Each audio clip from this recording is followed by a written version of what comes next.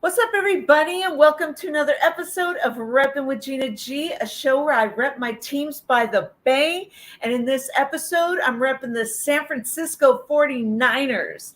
As you may or may not know, I've been a diehard Niners fan since 1981 and celebrated all 5 Super Bowls in the streets of San Francisco. And now I'm praying that we get back to the promised land and hoist that 6th Lombardi in February 2023, no matter who's playing quarterback.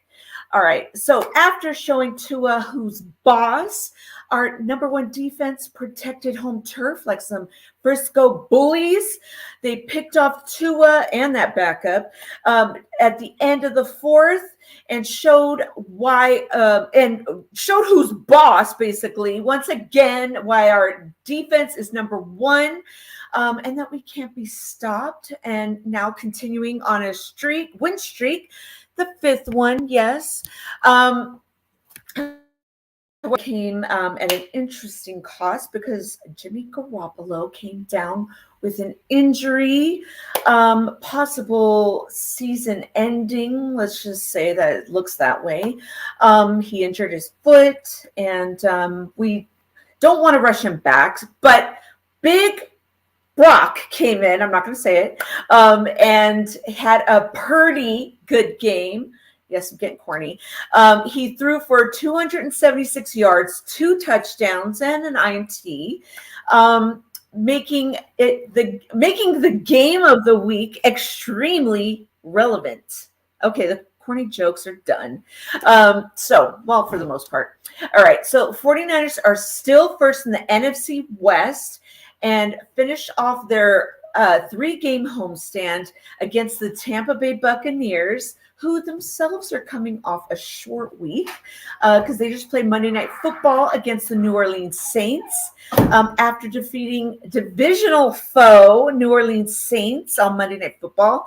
TB12 showed up in a 2-minute game-winning drive. All right, so can the 49ers defense hold off Brady? And can rookie Brock Purdy keep the offense rolling? We will get into all that because I've got a great episode for you, as always. We have a great group repping NFC divisional rivals to face off tonight. So anything, make sure you hit that like button, that you subscribe if you're not already.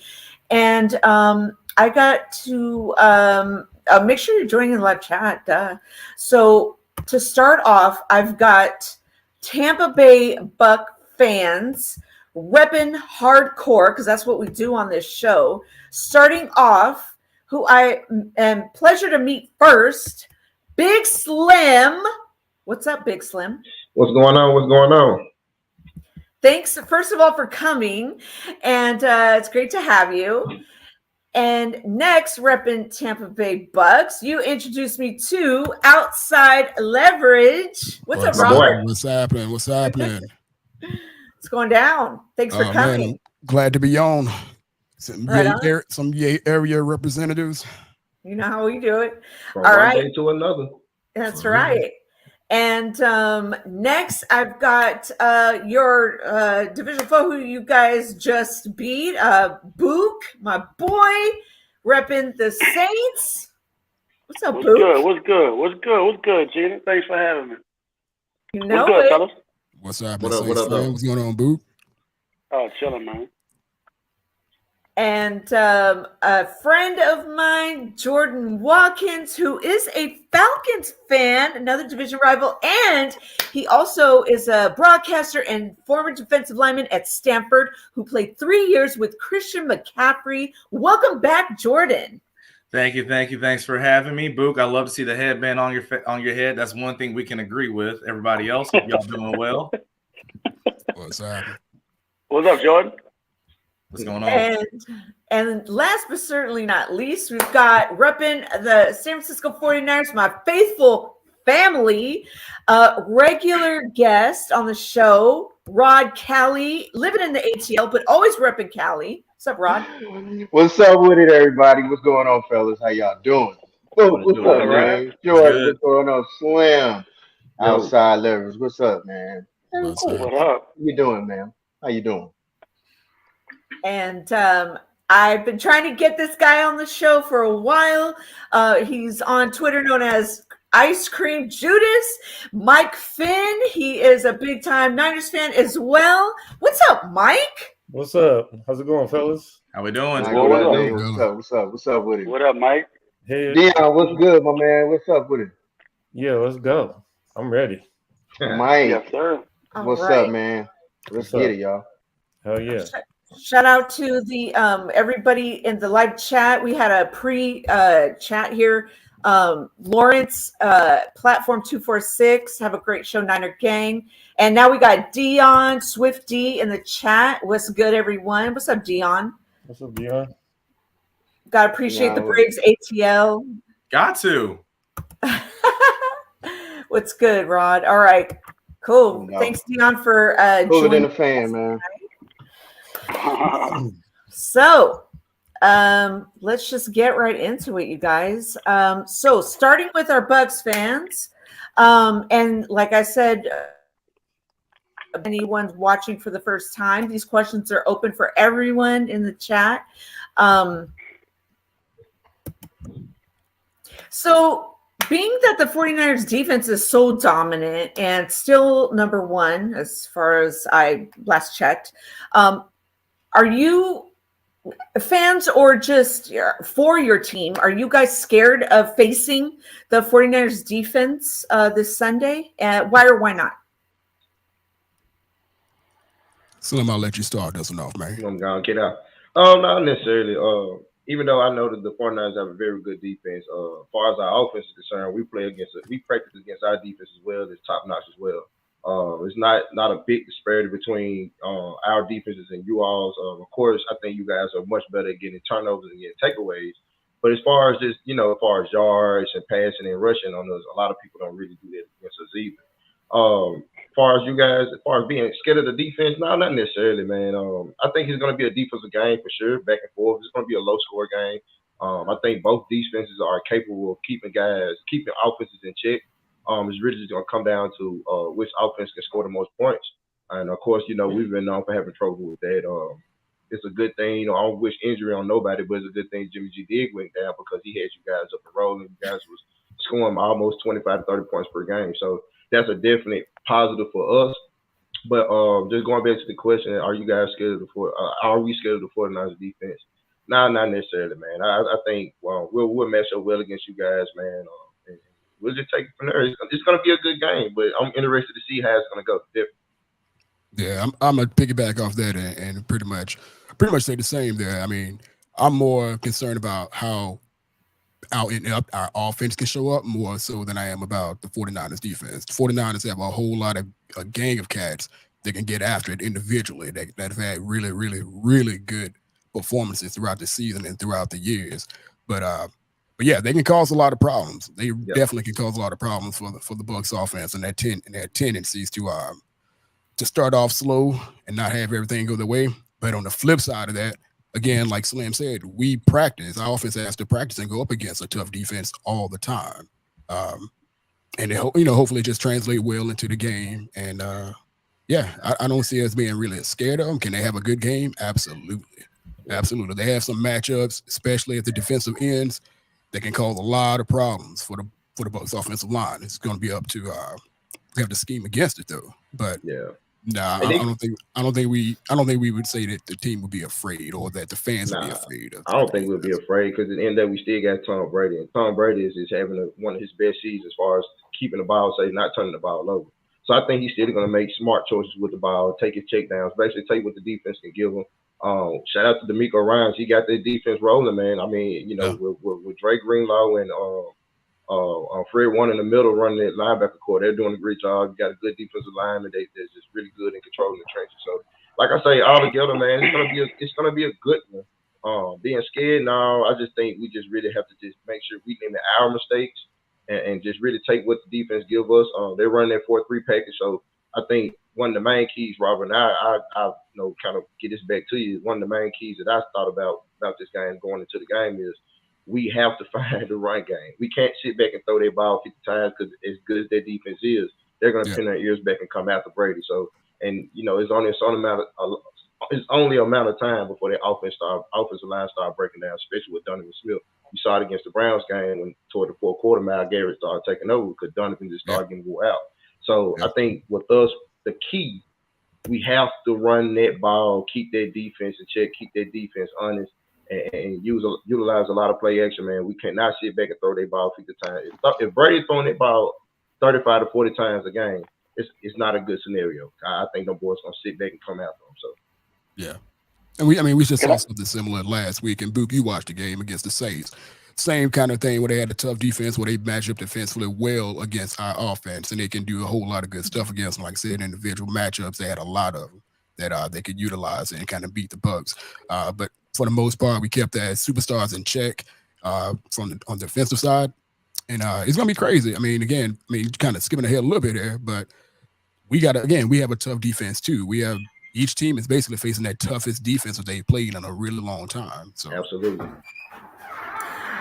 Quick shout out to Perk in the What up, chat. Perk? What's up, Perk? What's good, big OG? What up, What's Perk? up? He always says, "Rep that shit." That's his thing.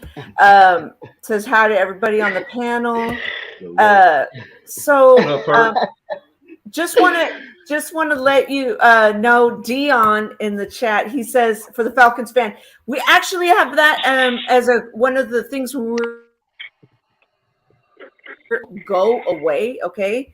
But I definitely want to get to some of the other people in the panel and let you guys respond to what our Bucs fans said, Robert and Slim. Yeah, sure. I'll fire away. I think so. First and foremost, for the question, I think the answer is no. And I think the reason why it's no is because, again, like I said, they have Tom Brady. So if you go back and look at some of the tape from the Dolphins game, there were a lot of throws that Tua left out there. Now, there's a lot of arguments you can make for that, right? Did the 49ers defense make him scared? That could be true. Did he just miss? That's also true. One thing I know is there's one quarterback that stared down the barrel time after time after time and made the throws he needed to make. And that's, of course, Tom Brady. So if he sees those certain looks, because you can't fool him, he's been in the league for 500 years. You can't. Again, I would bet my money more so on Tom Brady making those throws than I do Tua making those throws. But I think again, though, to a certain point, this game is going to look closer to the Saints game than it did the Dolphins game, where, again, we saw the 49ers defense make those big-time turnovers, right, down by the goal line and in the red zone. But the thing was, you look at some of those turnovers and why they happened, right? It was the Saints kind of being a little careless with the ball. You're in traffic, holding the ball with one hand, not covering up with two. I don't foresee some of those mistakes. I know, Buke. I'm sorry, man. I didn't. I was like, what's Buke gonna say? It's just one of those things where, again, obviously when it's going to be a close game, I think this is going to be a close, low-scoring game too because it's two good defenses. I don't foresee turnovers like that, the careless turnovers happening in this game. So no, I don't think the Bucs are going to be scared of this defense. Now, of course, I would say at the same time, if the Bucs fans, and I'm sure they would agree with this, they would love to have this game happen a little bit later where they have Tristan Wirfs back and they have Jensen potentially back to help up with that offensive line. But still, I don't think they're necessarily scared. We'll see it. Some good points. Before you get going, Baker Mayfield is trash. Carry on. I'm sorry. I was waiting for it. Too. Here. I concur. And folks pointing him here in San Francisco. Buke, you want to say something before we move to some 49ers? Oh yeah, I got a lot to say. Shout out to the Bucs man. That was hard to watch. I was actually doing Gina's show as the game was on, so I got to watch that with Gina. So, but to go to your question, you were strong. Yeah. Went down to the wire, man. I was pissed for to get to the first question. 55 minutes. Say that again. I said I was pissed for the first 55 minutes, and it just went down to the wire. It's just one of those games, man. You know how it is between them. Yeah, right. But the thing is that if the Bucs can go into a week where they made all those mistakes, so that means they're going to get coached, and still get a win, I feel like that got to be momentum for Tampa. You know what I mean? Because they made a lot of mistakes. They should have really lost that game, but, they won it. You know what I'm saying? We ain't making no excuses. They won the game. But I think it's going to be a good game. I don't think they should be scared of the Niners defense, even though they're the best defense. They just got to worry about their run game. If they can't get that, if they playoff Lenny, if he comes in like he came in Monday night, they got a chance. But if Greenlaw and Warner smacking him around, it's gonna be a long day for Tom. You know what I mean? But it's gonna be a great game, possible NFC Championship preview, definitely possibly a playoff preview at the least. But both teams are good teams, two of the best teams in the NFC. That rookie quarterback is gonna be the X factor for the Niners. So if he can make some throws, if he cannot get rattled, you guys can control the line of scrimmage, get a decent run game going. I mean, you should be able to take advantage of, time possession and field position and things of that nature. But it's going to be a great game. I do have the Niners winning, but I think it's going to be a great game. Quick question, Boo. That's 2 weeks in a row that you have said that your Saints should have won. So you guys are 0-2 right now. 1-2 against both of these defenses. And right. So how many games should you guys have won so far this year? Should we have won? In your eyes. Oh man. Let me see. Please let's not talk about should-haves. I don't want I mean, no. Yeah, I didn't want to see it. I just want him to try. I wanted to do the rivalry thing real quick with y'all. That's why I did that. I don't want to do this. You're messing with Buke now, Rob. See, I got him sweating now. Look, I know how to shut up, Buke. When he starts talking that bull that I don't understand with that 0-2 stuff, miss me with that, Buke. Y'all lost to us, for real, flat out. Yeah. Now, I don't know what you said about that. Now, against Tampa Bay, I didn't watch the game. I'm just being honest. I didn't, okay. So I can be honest with that. But when you say something about we should have, mm-hmm. Hey man, it's been a long year. That's all you say. It's been a long year. It's been a long year, Rod. It was 13 to what? With how much time left? Say that again. What was that? It was 13-3. 13-3 with 6 minutes left in the game. 13-3, 6 minutes left. You supposed to win that game. 16-3. We got the ball back like 16-3. Because about 5 minutes left on the clock, we got the ball back, and that's when we started making the comeback. Yeah, about 4 and something. Yeah. Yeah, but I was at the game, so I was like literally, I was pretty much just seeing red because I was mad as hell from literally the first middle half of the first quarter all the way to the last 3 minutes. So I was literally just. Do you think y'all should have won that game? Did you think y'all were gonna win that game? Did I think we were gonna win it? Yeah. Yeah. I did. Literally, yeah. And I'm not even being funny, man. Like because wait. You can't leave a team hanging like that. They just kept not scoring. They just kept not capitalizing. They could put the game away like several times. And I'm like, if they score, then the game's over. Okay, wait, hold on, wait. 16-3. Y'all thought we got this. That's what y'all said.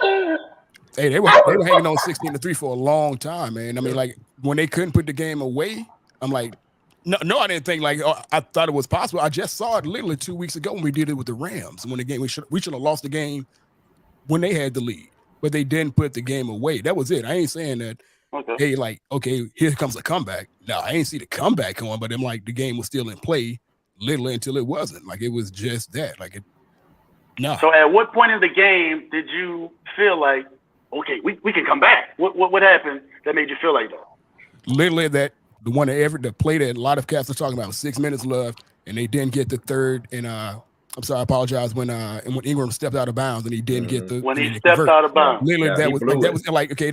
The window was completely open. 6 minutes there, like that could again one of the several plays that could have put the game completely out. All he had to do was run into Devin White, who was 2 feet away from him. 2 feet away. Right? He didn't want to hit. You didn't see the game, right? Devin White was 2 feet away. 2 feet away from him.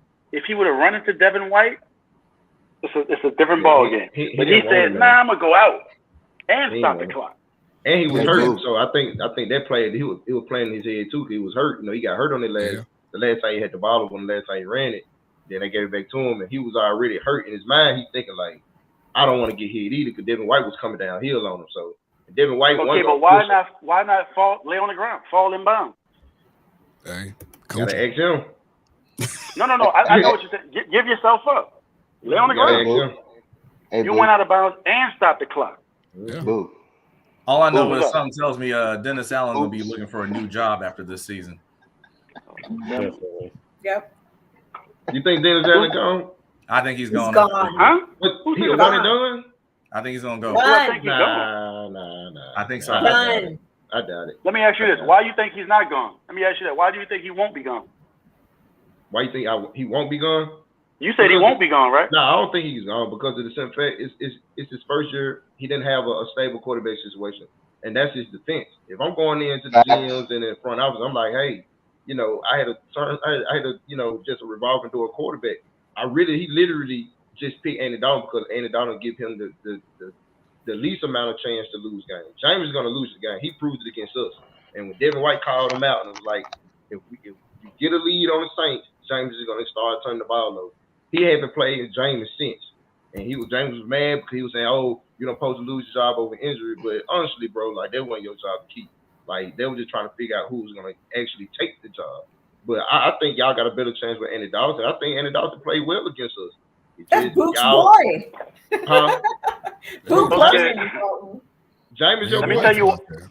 Let me tell you why. Hold on, Gina. I'm gonna get to that, Gina. But let me tell you why that's not gonna be able to be an excuse that he's able to use. Do you realize he gave up 5 picks knowing that he didn't have a quarterback? He knew he didn't have a franchise quarterback. He gave up 5 draft picks to trade to trade up to get Chris Olave without having a franchise quarterback. So he's not gonna be able to play that card, bro. And on top of that, you get rid of Chauncey Gardner-Johnson. You don't franchise tag Marcus Williams. You let him go to the Ravens.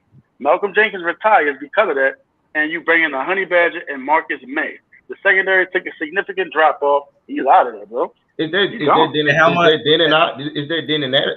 Dennis Allen call or is that the GM call? I think that's Dennis Allen call. Why do you think that? GM. What do you think is more the GM? As far as who they drafting, who they I thought especially who they drafting. And I think as far as personnel moves, that's more GM. I think Dennis Allen has input, but the GM is making their final decision on who's going to be on the team. It depends on the power structure of each team. Bye, Dion. Thank you for coming through, Dion. Appreciate you rolling through. So you think the GM told him to trade Chauncey Gardner maybe he said not the franchise tag Marcus Williams, which caused Malcolm Jenkins to retire, but pay the Honey Badger $11 million a year, pay Marcus May $10 million. You think the GM? You think that was the GM? Or do you think that was Dennis? Or do you? Hold on, I got an option for you. Or do you think that was the GM asking, "What do you think? Do you think I should do this, Dennis?" And Dennis saying, "Hey, man, it's my system. I can make it work with these guys. Go ahead and pull the trigger." Well, he's in charge of the defense. He's in charge of the defense, right? Right. That's his team. That's his team. Like I said, I think Dennis Allen has input, but deep down, I think Dennis Allen has input. If the GM go to him and say, "Hey, what do you think about this guy?" and he give his input, yeah. But I think at the end of the day, those decisions come down to the GM. Like at the end of the day, whether that person's on their team or not, that's more the GM making the executive decision. He'll get Dennis Allen thoughts, but if the GM say, "Okay, well, we can't pay what's the DB y'all let go? Y'all traded? Was it about CJ money? Y'all got it? Huh? But listen, hold on, wait. It's not about not paying him. Why? If you can't pay him, fine. Don't give him to another team. Bury him on your roster. Don't give him to another team for a 5th round draft pick. Bill Belichick would have never traded that guy. What did he do to Malcolm Butler in the Super Bowl? Get on the bench. You not want to play? Get on the bench. Dennis Allen did the guy a solid and sent him to Philly. Here's what I think. Here's my reason why I think Dennis Allen might be gone. Because he was the DC, right, with the Saints, like all these years when Sean Payton was there. And it felt like to me when they promoted Dennis to head coach, it was like, let's try to keep this group together. That thing that Sean Payton started, let's try to keep it rolling, see if we can get something out of this. Well, now what they have is they have no salary cap. They don't have the 1st round pick because I think it's with the Eagles. Like I think at this point now it's kind of like, well, even if you want to use a pick on a quarterback in the draft, you can't do it because you don't have one. So at this point, it might be just time to, you know what, it didn't work out. We try to keep things together as much as we could, and it's not working. Let's just try to go ahead and rebuild and blow it and see what we can with that. And obviously that starts with the head coach. Like they got to admit they might have made a mistake with that. That's why I think he might be gone. And one more thing, let me tell Slim this one last thing, Slim. And you may be right, Slim, about the GM, but I'm coming from having a head coach that had complete control. I'm talking about he told the GM what to do. Sean Payton didn't. No. He told Mickey Loomis, this is what I want, this is what I'm getting, and Dennis Allen, Sean Payton, I know that. He came in this offseason aggressively, trying to get Watson, it was just like, okay, he had major impact on personnel moves, in my opinion. Yeah, you know, I mean, I'm just kind of give it a little rebuttal on that. Slim and I actually had the same conversation about our team, about the Bucs, and who had control over who and what with the Bucs. You know, when you got a head coach who getting his first shot or his major shot or have you, he's under the thumb of the GM. So whatever the GM wants, a lot of times that's what ends up happening. So I mean, he may not have as much input as you may think he has because he's trying to keep his job and trying to, you know, pull off whatever the GM wants him to do and what he needs to do. We saw this with our team because we had a quarterback on our team that the GM desperately wanted to make a face of the franchise. We had a GM who then had Bruce Arians come in, and everybody said Bruce Arians was the guy who had all the control. Fast forward to Tom Brady come in. Guess what? Tom Brady sent that man to the front office. He got office across the hall from the GM, the guy who we was telling everything to do for a year and a half prior to. So a lot of time, man, these GMs are basically controlling a lot of narratives, and the head coaches, especially when they got their first shots, they are really trying to just be that middleman to kind of make things happen on behalf of the GM, and they're gonna take the fall for him. So that's what you may be looking at with Dennis Allen. And the thing is, bro. Go ahead. Now, I was gonna say also at the end of the day, the reason why I say I don't think he's gone after this season particularly is because the Saints defense is still good, and who's responsible for that. So at the end of the day, they can still go back and say, well, the defense is still intact because of Dennis Allen. We just got to fix the offensive side, mainly partly the quarterback. And with the cap set, they're going ahead and no draft picks. That's, you know, you really got Dennis Allen really is coaching with his balls in his hands because he don't have the quarterback he wants. He had to really, basically, he's hoping Andy Dalton can salvage whatever season they have left. And you probably have the GMs and the people in the front office looking like, okay, how much incentive is it to keep winning when we know we're not going to win the division, which are 3-8. Like, they're looking towards the future. It's a lot of quarterbacks coming out in this draft.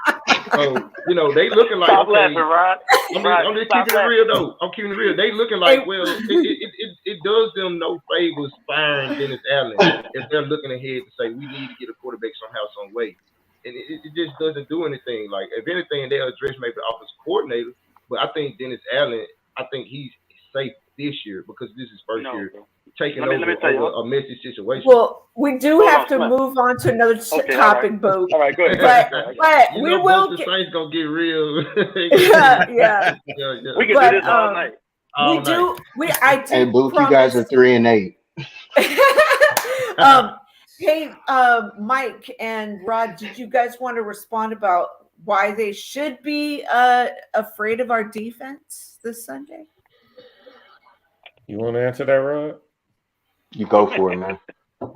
I don't necessarily think that they should be scared of our defense. I mean, our defense is the best defense in the league, but when you have Tom Brady, there's really nothing to be scared of. So, correct me if I'm wrong. Is Chris Godwin hurt? Nope. Yeah, he's good. He's recovering well. He's on the Anybody on mend. offense? Finally got our Anybody full major on complement of offense receivers injured? playing together. Other than the offensive line? Just the offensive line. You got a right tackle that's hurt. That's Okay. pretty much it. Everybody else is good. Okay, so if you got a full That's a complement, bad recipe. if you got a full complement of receivers, tight end, and you got your Running boy back. Fournette, and I believe that rookie, what's his name, Rashad White. Yeah, He's Joe Bernard came back too. Oh, okay. Yeah, you got a three-headed monster in the backfield. I don't see a reason to be scared of us, but like you said, you better not get caught slipping because we will catch you with a blitz. We'll sack you. And I know how much Tom Brady does not like to be sacked. Yeah. I have seen him I yell know. at offensive linemen like, if I get sacked, I know. he will not play another down in the NFL. I've seen it. I've watched it. Yeah. So I think it's going to be a good-ass game, man. I don't care who those offensive linemen are. I don't care what string they are. Tom Brady is going to make sure that those guys are playing top-notch because our front seven comes, and we bring hell. And if you're not ready for that, it's going to be a long day. So, I don't think any team is scared of any team's defense, but we give a lot of reasons to be scared. But I think teams are scared. I'm not going to mince words. That's a 7-time Super Bowl winning quarterback y'all got. So he's not scared of nothing. He's seen it all. What about Purdy? Okay, that's Brady, but what about the rookie Purdy? You don't think he's scared of Tampa defense? Oh, I don't know I don't know if scared is the right word. Scared isn't the right word. I think what it is Brock Purdy's a 7th-round pick. He hasn't played a single, other than last week, he hasn't played a single game all year, and he's got to go up against Tom Brady in his first start. As long as he can manage the game, as long as he can just run the Jimmy G plays and get the ball to his playmakers, and he doesn't have to get into a shootout, which that's not Kyle's bag anyway. Kyle doesn't do shootouts. Right. As long as he can do that, I don't think that kid is afraid. He made big boy throws last week that only veterans make. That throw to Kittle was something you see Aaron Rodgers do. That rollout is something you saw prime Russell Wilson do. Yeah. I'm not saying he's any of those things. What I'm saying is the kid's got moxie. And all of the players was like, yo, keep slinging that thing, Purdy. We got you. I think the biggest thing for him. That would give me a lot of confidence because even if I make a mistake, guess what? You got to go play that number 1 defense now. Right. So that's true. So let's slide right into the next question. Yeah, let's get to the next question. Yeah. Let's go ahead. I mean, let's, Rod, you and Mike can start off since we're, There's absolutely no way that Brock Purdy is here. What? Are you kidding me? I'm playing. He plays against the number 1 defense in practice every day. So why would he be scared of Tampa Bay's defense? That wouldn't even make sense at all. He's been practice don't count. We talking about practice. The same training camp. The same training camp. Practice. You guys are 3-8 right now. We're not talking to you guys. You guys didn't score against us. I don't think you want to talk to us. Anyway, back to the team that might score against us, unlike you guys did. Boo. Anyway, Purdy is definitely capable of making plays. I think that he is a surprise factor. Now it's just we don't, like you said, we've seen 37 passes. And that's what tape you guys have of him. So now it's just the mere fact of now he gets the full reps this week. Good luck. And I'm just being honest because I do have confidence in Brock Purdy for the simple fact when people bring up Mullins didn't have the number 1 defense. That's number 1. So every time I hear that, I'm always like, that's crazy how we bring up Mullins, but Mullins didn't have the number 1 defense. So that's irrelevant right now. Brock Purdy's going against the number 1 defense on a daily basis. So it is what it is. Ishii, what's going on, girl? I feel like we'll score at least 24. That's it. 24-21. I just want to make this note real quick because I've heard this a few times. I know Fred Warner said it too, right? About he goes up against the number 1 defense every day. Can we be real about something? This isn't like this is training camp where people are actually thumping and they're going around, flying around like crazy. They don't do that during the regular season anymore, unless maybe it's the Patriots. I know Bill Belichick is crazy. So going against the number one defense in practice now in the regular season is not the same as if you were going against the number one defense in training camp. Now, I heard that he did some good things in training camp, but I also heard that was against the 2s and the 3s. So that's a little bit different. So I kept hearing that over and over. And from my experience, right, being at certain practices, that was my like, okay, I got you, but this is also the difference with it. Also, when you're in practice, guess what you're not running? You're not running the 49er scheme. You're running whomever you're about to play. Right. Yeah. So now this is going to be his first time actually for a full week probably where he's actually running 49er stuff. And that's not going to be, for the most part, against the number one defense. Well, yeah, I mean, he's like you said, you got 37 snaps to watch or 37 throws to watch, like Rod said. You don't have a lot to watch on tape. So basically, you're just going to have to, go out there and, scheme for what you have and hope you can stop the last pick in the draft from running up the score on you. So and Kyle's thing is just what he did with Jimmy, and I know Rod will agree with this. He didn't put the ball in Jimmy's hands per se. He managed the game. He made everything quick. He made everything right in the middle of the field. Basically, I was telling my buddy this the other day. Basically, he's just stare down the middle of the field. The first guy you see that's open, that's the guy you throw. It's true. Yeah. Go watch any Jimmy highlight. That's true. That's true. Moves maybe like this. You do not see dramatic pivots in Jimmy's feet where Jimmy's, oh, now I'm over here. Oh, now I'm over here. No, Kyle don't play that shit. It's everything in front of you. Make the correct throw. I'm even going to tell you what throw to make before the play is even started. He's going to be wide open. This is why he's considered a wizard. Because Jimmy already knows where the first throw is going. Jimmy, I would say, I don't know the exact math, but I'll probably be close. I would say Jimmy makes the first throw or the first read on pass probably 70% of the time. Wow. Jimmy does not go through the progressions. Pre-snap, if Jimmy doesn't audible, he knows exactly who that ball is going to. Watch any of his plays. Hardly is Jimmy freestyling or making it up as he goes. Right. But those last few weeks, though, that's what he was good at. That was the whole reason why everybody was so excited Christian McCaffrey came. It was because when that first look is in there, he did do a good job. Like, I got to give Jimmy credit for this. I'm not a person that gives Jimmy credit, but I do have to give him credit for this. The last few weeks. Wait, Marcus has entered the chat, you guys. That's not here. That's not here. I'm throwing it to this one. Or I might go back to the first read. Like, he was a whole lot better than that once Christian came the last few weeks. Yeah. Shout out to Marcus Ali, man. You guys will get a taste of Marcus. You guys will get a taste of it. Go ahead. Marcus, I still don't think Colin Kaepernick is coming to the Niners. I want to make that clear. What? So I just want to make it clear. I don't think Colin Kaepernick is coming to the Niners. Like, I hope he understands that. No. Go ahead. To answer the next question, Gina, is Purdy capable of leading the Niners to and through the playoffs?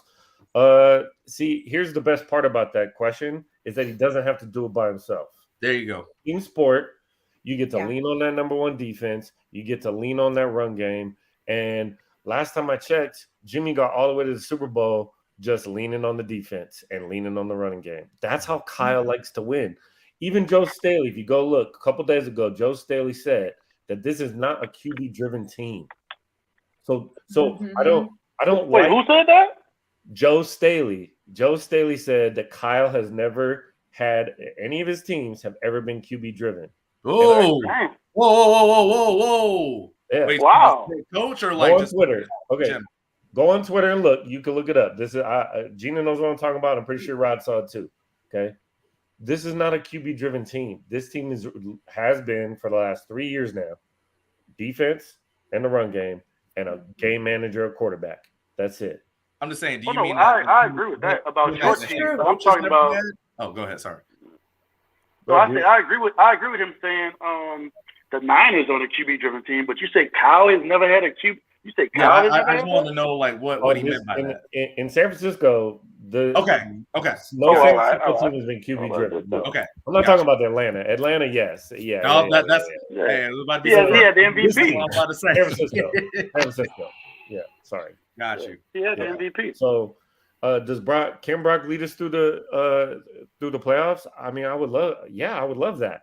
I can't say that Brock is going to take us there. Is he going to throw 400 yards and throw 4 touchdowns and be the reason? No.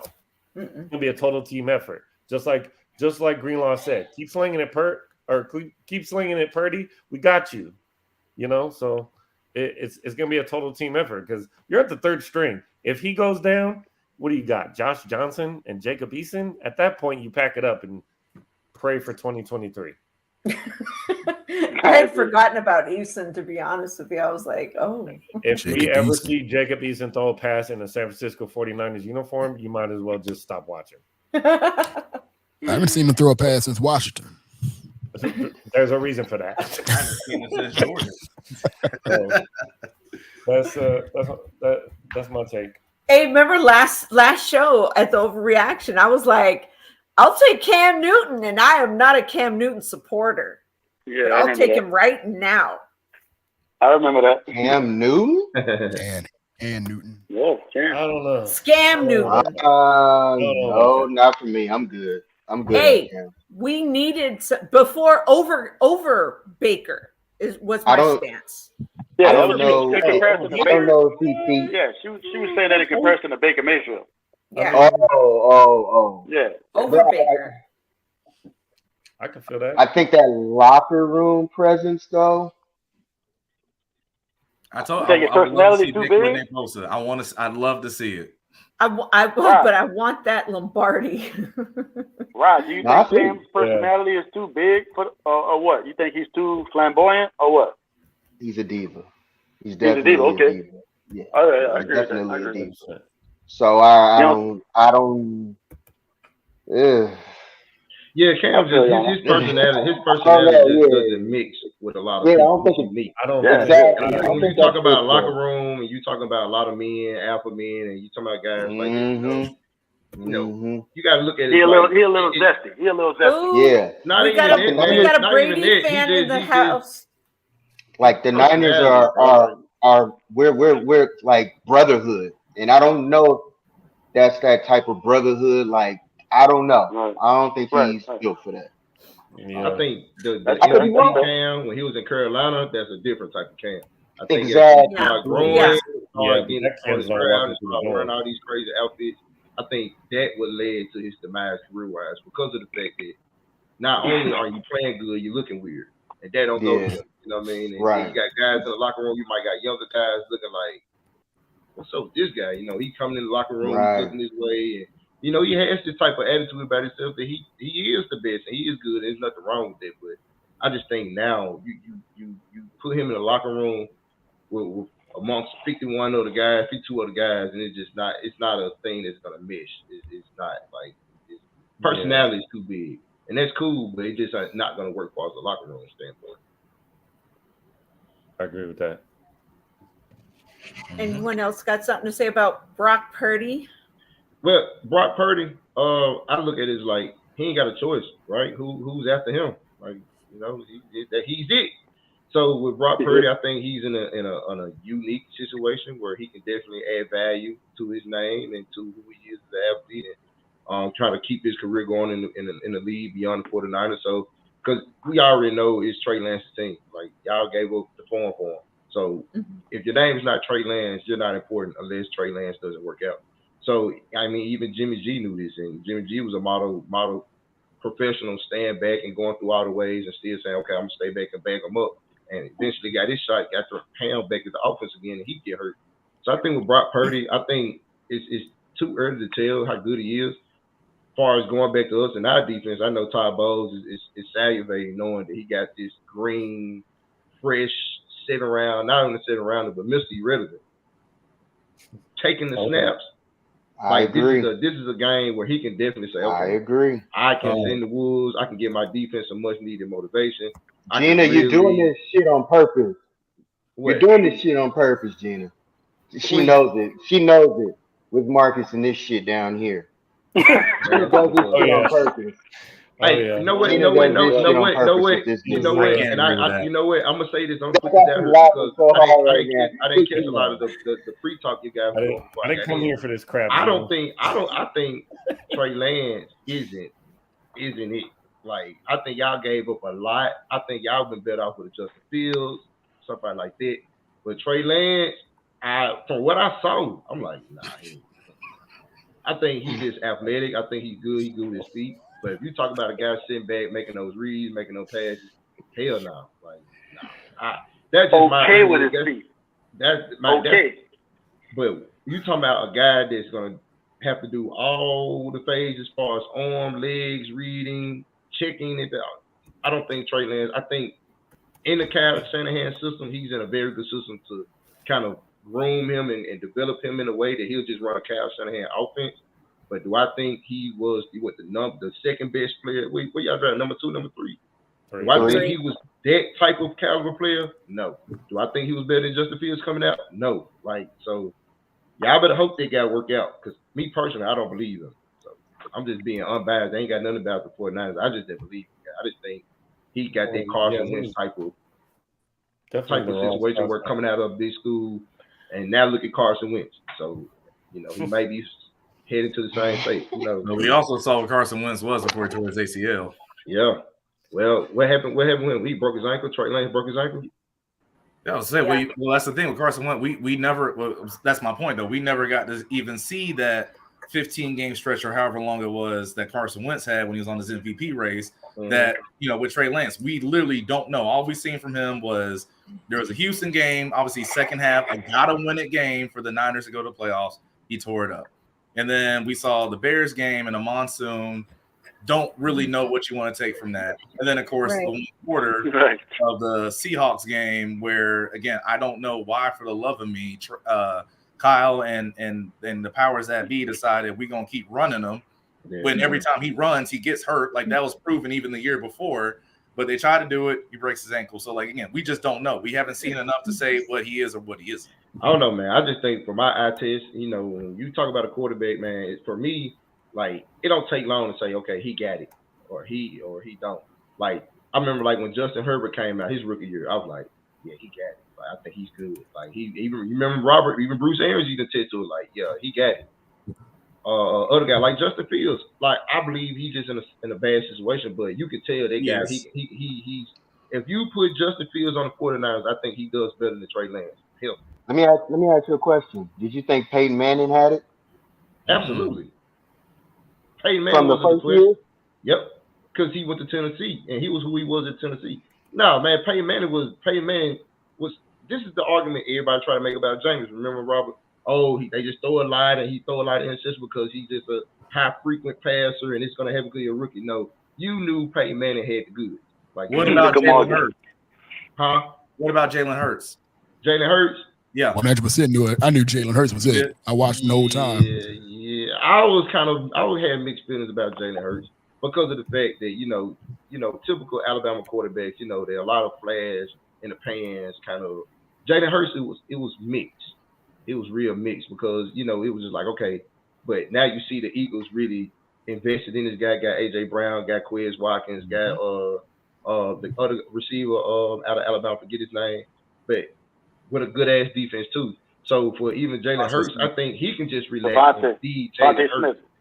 And Nick Sirianni is a good offensive mind, so he put him in good position as well. So I think a lot of situations helping Jalen Hurts be who he is.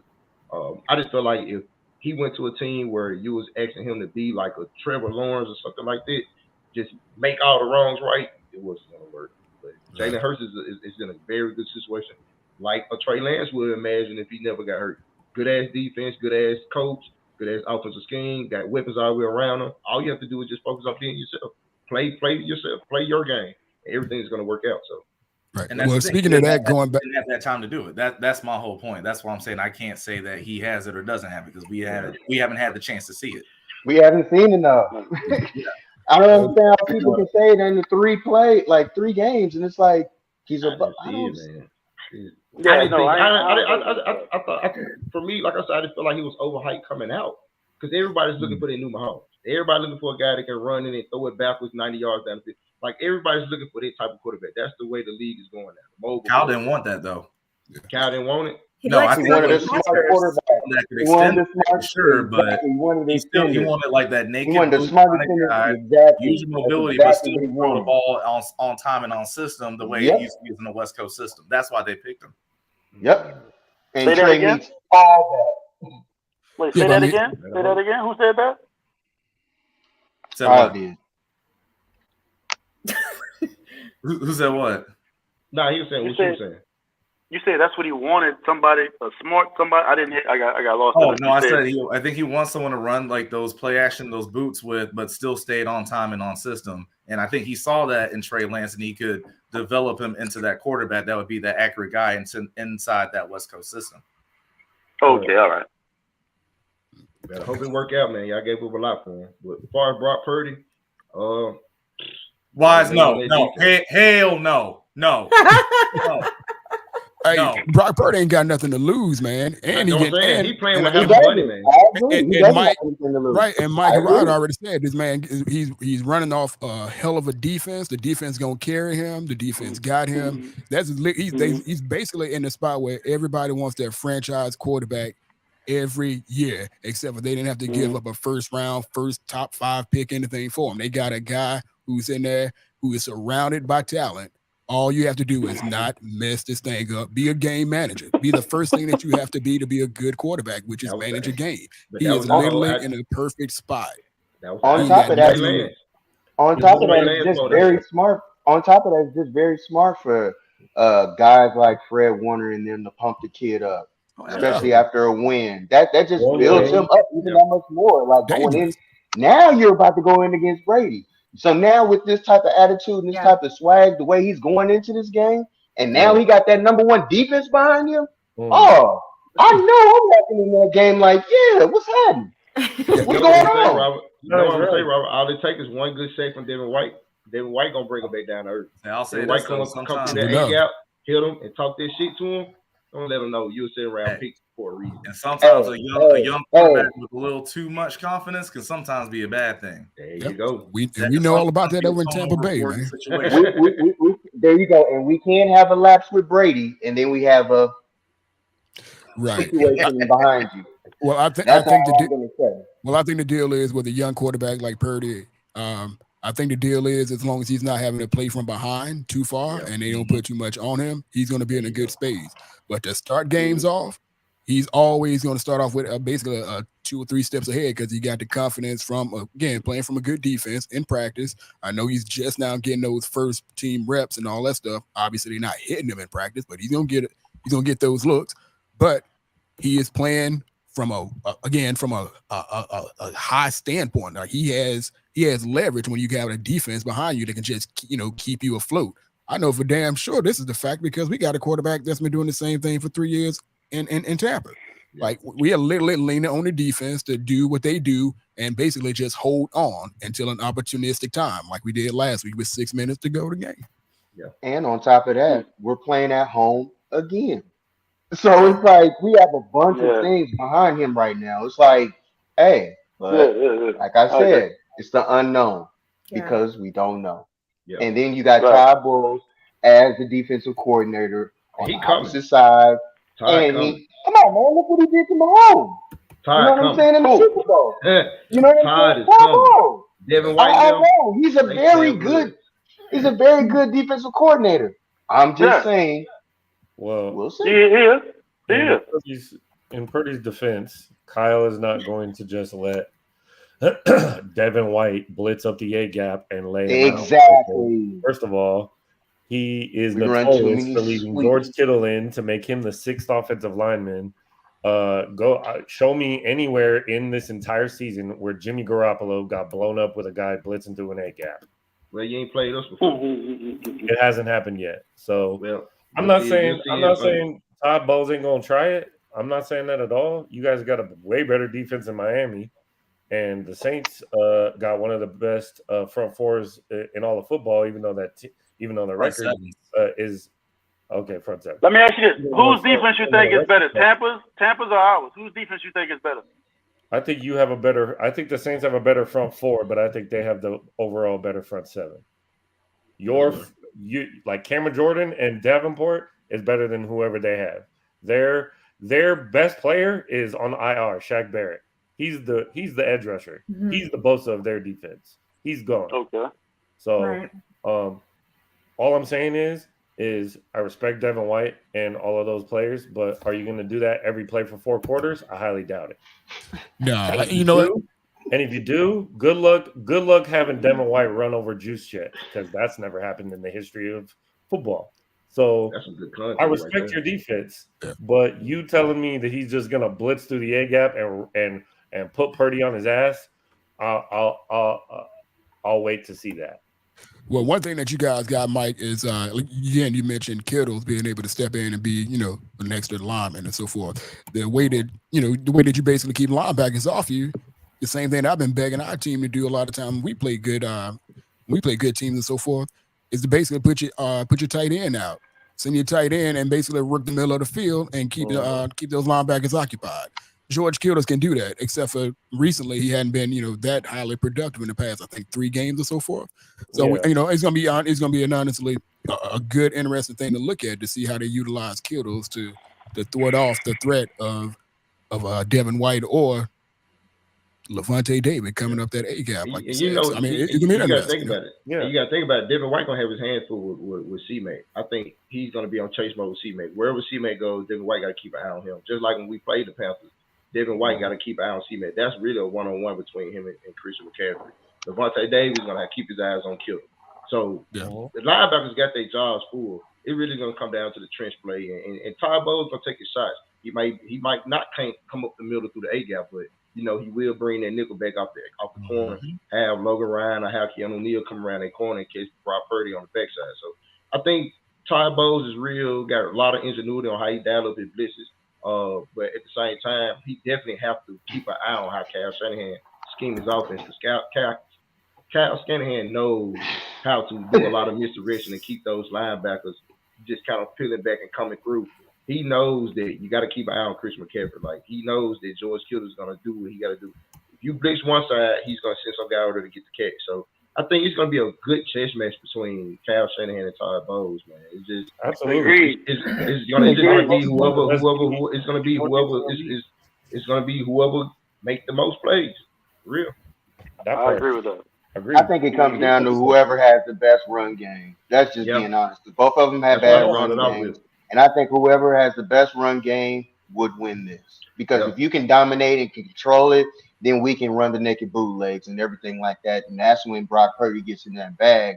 And then that's when we start to create something totally different than what Jimmy G, Marcus's buddy, could ever do. So that's when things change up and the dynamic can change in our playbook. That old playbook that we just threw out with the guy that just got hurt.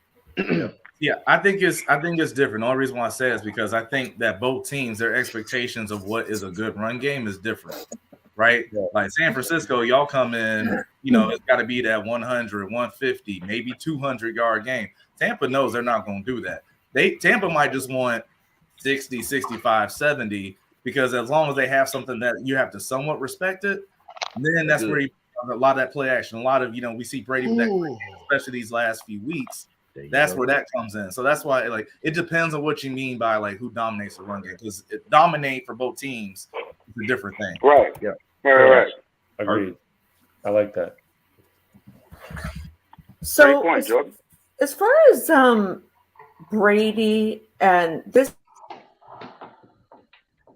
what Brady did, against the Saints, and we all know he's, the GOAT or one of the GOATs. I mean, Joe Montana's my GOAT, but whatever. Jerry Rice is obviously for me, one of the greatest athletes to ever walk the earth. But is our defense, the 49ers defense, are we capable of shutting down Brady in the final 2 minutes? Because sometimes I even question Kyle's ability to close a game. So, because sometimes we let our foot off the pedal. you know, and then I always blame Kyle. That's just me. But I also blame Kyle. Rod and Mike and Jordan, like, what do you guys what do you guys think? I mean, this defense depends. played a guy like Tom Brady yet. So, you know, I'm hoping, and no offense to the Tampa Bay fans, I'm hoping it doesn't come to a last-minute drive where Tom Brady, if you give Tom Brady 90 seconds and 2 timeouts, you might as well Yeah. You know what I mean? Like, I have all the respect in the world for that guy, but I do respect our defense. I think this is going to be the biggest test. Can this number 1 defense hold the GOAT down? We about to find out, because you got Mike Evans, you got Godwin, you got Bray, or whoever is your tight end. Cade Otton's been balling lately. And then you got that 3-headed monster you was talking about a running back. I hope it doesn't come down to me having to watch Tom Brady drive the field, man, because I've seen that movie. It don't Exactly. Yeah, I agree. So I hope it doesn't come down to that. But I mean, this defense right here, and I don't mean to be a homer, but this is probably I'm 42, so I've seen some Niner defenses that are this defense, in my opinion. Now, don't get crazy, is better than the 94 defense. And I know that defense had Deion Sanders, but this defense is something else. And it's I know fucking elite. What about the 2011? 2011? No. See, No. We had 7. No. Okay. I don't know. No. Right. I just asked. If we win the Super Bowl, is it yes? 2011, yeah, but that 2011 defense didn't. Yeah. That 2011 defense was really good, but It was fucking overall, good. statistically, this defense is better than that. Hey, Marcus is fucking in the chat talking hella shit about Tampa Bay. He's just letting loose. Well, look, y'all know what the most frustrating thing is for a pass rusher. Shout out to Gina the troll. Most frustrating thing for a pass rusher is the thing that Brady does best at this time of Quick his career. throws, That's man. getting that ball out fast. Yep. Getting it fast. And Brady's definitely gonna do that all game. He's smart, man. He's smart. Absolutely. And even if he knows he's gonna get sacked, like Aaron said, he goes down like a cheat team. So he's not gonna let somebody just key off on him, knock him out. That's exactly what I said. The whole game plan is this is what he's been doing all year, and it's kind of a tricky stat. But people say, well, the offensive line's doing good. No, Brady's getting the ball out faster than he ever did. He's taking the ball down to the point where people are down there like, hey, are you even looking for the second or third read? Right. Like he looked at the first read, Leonard Fournette went yet. Like he's checking it down. He's not even giving the defense no time. So with Joey Bosa, he's gonna do a lot of bending the edge, and by the time you get around, the ball is gonna be gone one way or another. So, Nick. Brady's smart enough to complement his offensive line. Now with Wirfs going down, he's not giving it no chance, man. So a lot of those passes where you see Brady's doing a lot of check downs, a lot of just taking what the defense giving, a lot of those bubble screens to Godwin, a lot of those line of screen. He's gonna get that ball out and let the guys make moves with it, get the yak yard. So, and he'll take his shots when you have to. Like it's a death by 1,000 cuts. He's gonna check down until you play up, and then he's gonna take the shot over your head, and that's how he does it. So. With Joey Bosa, man, I think DeMeco Ryans is telling his defensive unit, like, look, we're not going to be able to have our shots like that. Brady's going to get the ball out fast. You just got to play a lot of disciplined defense, man, and put hats on hats, and just really worry about who's in the backfield, because a lot of times that's where the ball is going. A lot of times, whoever's coming out the backfield, he's not pushing the ball because he knows his offensive line can't really hold up. And when you're going against a defense like the 49ers with Bosa coming out the edge, he's not giving it no chance, man. So definitely, 100%. I'm with Mike. I don't want to see, no matter what, I don't want to see it comes down to a 2-minute drill anyways. I'm with Mike on that. Even though the odds are in our favor, we don't want it to come down to that. Right? Yeah. We don't want it to come down to that. It's something wrong if it come down to that. Facts. I don't think Bosa's going to have 3 sacks. I think Tom Brady is not a guy who takes high sack numbers. And even if he does, he'll take a knee before he gets hit. Or he'll lay down. I've seen Peyton Manning lay down right in front of the guy. And he's like, hey, I'm not, So, no, there's not going to be a lot of that. There's not going to be a lot of close sacks in this game. And you're right. They're just going to keep throwing the ball quick, fast, and in a hurry. And you got to find other ways to beat Tom Brady because you're definitely not going to lay him on the ground 5 or 6 times in any game. So that's why I say the run game.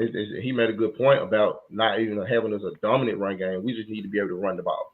When we do run the ball, we need to keep that defense at bay, keep that defense on ice, not letting them just know they can just pin their ears back and come after us. So even a 4-yard run, 3-yard run is just as productive as us as maybe another team taking off a 7-8 yard run. We just want to be able to say, okay, you thought we was passing it. Now we had a draw play ran it. So we have to. That's why I open it up with. If we can't run that ball, it's gonna be a lot of trouble because law averages say if we throw the ball 50 times, then maybe both a half or 7 to it, especially toward the end of the game because he's gonna wear out whoever he's going against. If you're talking about Josh Wells or Donovan Smith on the book end, he's gonna wear them out. So and both of that guy doesn't get tired, man. So no. Yeah, and you're an offensive lineman, it when it get down to crunch time, fourth quarter, and you're doing all those fast reps, and this guy's constantly coming. Law averages say it's gonna happen, but I think that's the game plan offensively for us. Like I say, back to the question, thinking the defense can shut down Brady in the final 2 minutes. I've yet to see any defense shut down Brady in the last 2 minutes unless Brady make a mistake. I don't think no defense wants to go against Brady in 2 minutes. He's the master of that.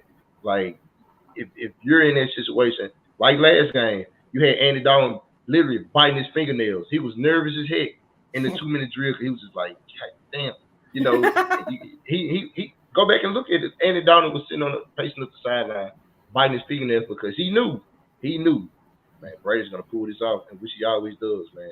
And I think when that 2 minute drill come alive and he go there no huddle, that's when he's the most effective. He's the most productive. That's when Mike Evans, the Chris Godwin, the Julio Jones, those guys come alive. Those guys are vets. They understand what to do. They understand what to be. They understand if it's a hot route, check route, they know what to do. So if it come down to that, like I say, the odds in our favor, but I don't want it to come down to that. I want it to come in and not look lethargic first 55 minutes of the game. I want us to be a little more complimentary to our defense. And even though I think it's going to be more of a defensive game, as an offense, we have to help their defense, and we can't let it come down to the final 2 minutes because anything can happen. So, yeah. I'm going to be honest. I'm a little nervous defensively with Hufanga. And the reason being is because now we're playing against Brady. Brady picks apart things in schemes, and he sees it before anybody does. You know what I'm saying? We're going against the greatest mind on the field. Like, let's just be honest. Yeah. You know what I'm saying? He's seen every scheme, every design that you could ever think of. Everything. Every adjustment. He's seen it all. So now seeing the way that Hufanga plays and how erratic he is on certain things, i.e. giving up what he did last week and stuff like that, on the first I'm a little play nervous about him. Yeah, exactly. Like I'm really a little bit. Well, even against the play with Cheetah, and he snuck up on that play, and he went with the tight end instead of retreating back. Right, Cheetah was gone. Well, that shouldn't have went. You shouldn't have bid on that. You know what I'm saying? Oh, sorry. Go ahead. No. You good, bro. Also remember who Hufanga's mentor is.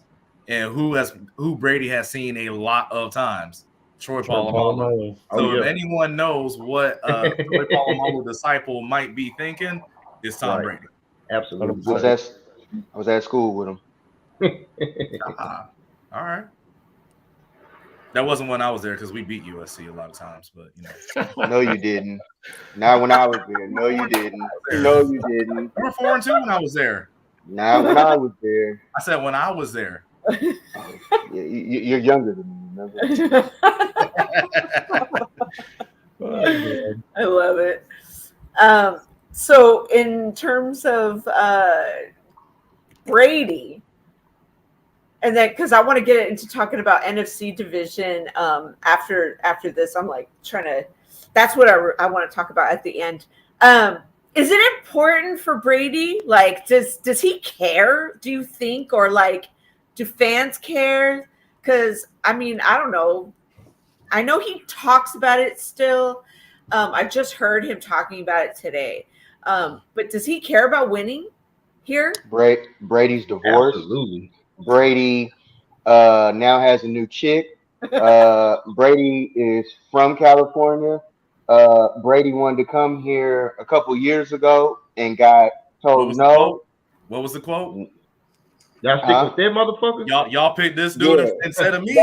I heard that was about someone else.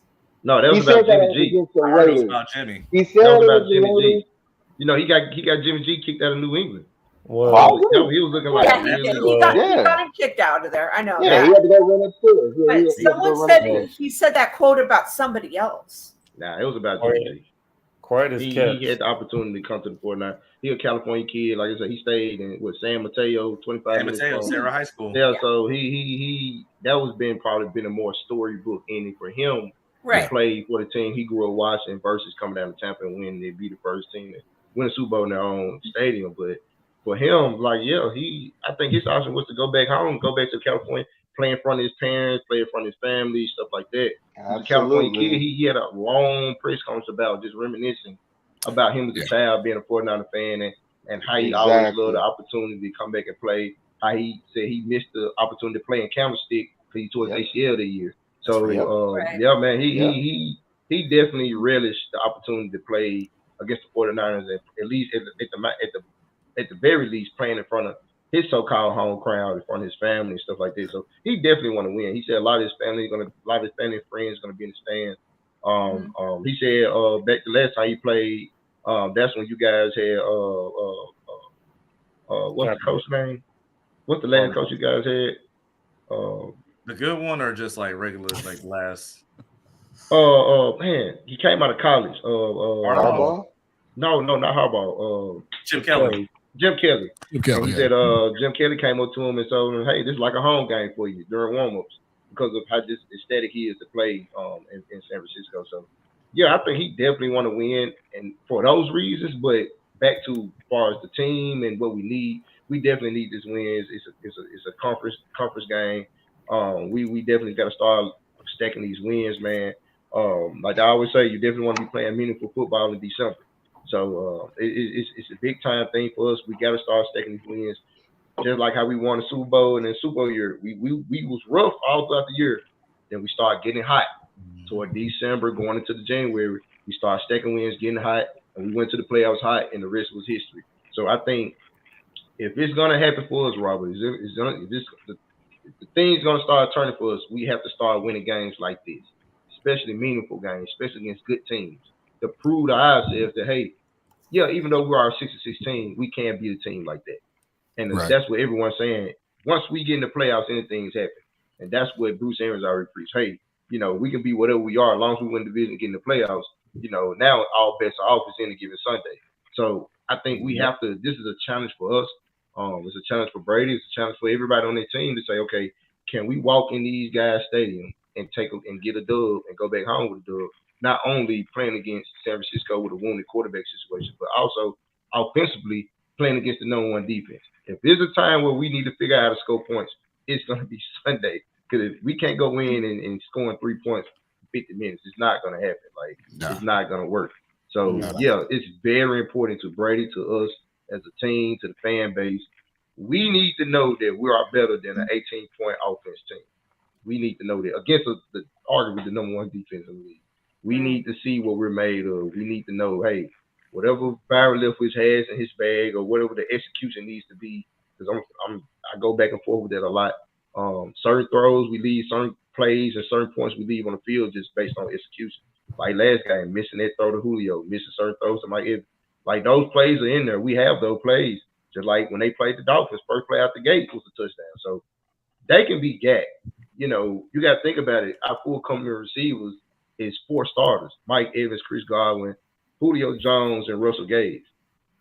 I can't tell you who their third and fourth, maybe their second, third, and fourth cornerbacks are. So secondary wise, they have their hands full. Not even including if Cam break plays or K out, and then watching what comes out the backfield. So we can move the ball. We can do this thing. We just have to get better at executing. So, yeah, in the long story short, we have to win this game. It's very important to win this game. I think it's a test for us. I think it really shows that when we really are in a situation where we're playing against a very good defense, we really need to see what this offense has, because we know what we have in our defense. We need to see, can we match up against a team that basically is the number one defense in the league, and how do we stack up against it? Is certain guys going to step up?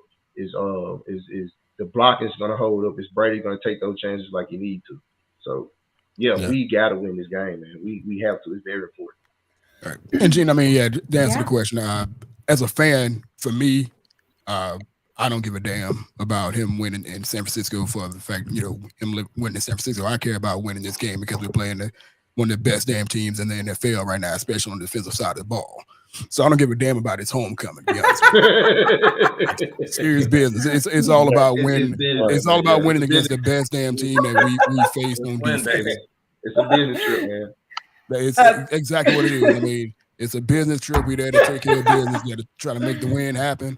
And that's it. I mean, he has spoken like really highly. Like today, I've seen this cat in his press conference speak as highly as about anything. I've never seen him this excited outside of a Super Bowl, talking about going back to play in San Francisco. Right. Bottom line is, if he don't play well, it won't make a damn difference. Everybody's going to start talking about it That's true. 10 o'clock that night because he's going to want to move forward to the next week.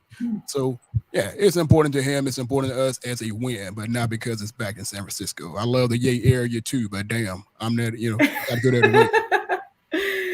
Shout out to 49ers Throwback. That's Fernando in the chat. What's up, Fernando? What's up, man?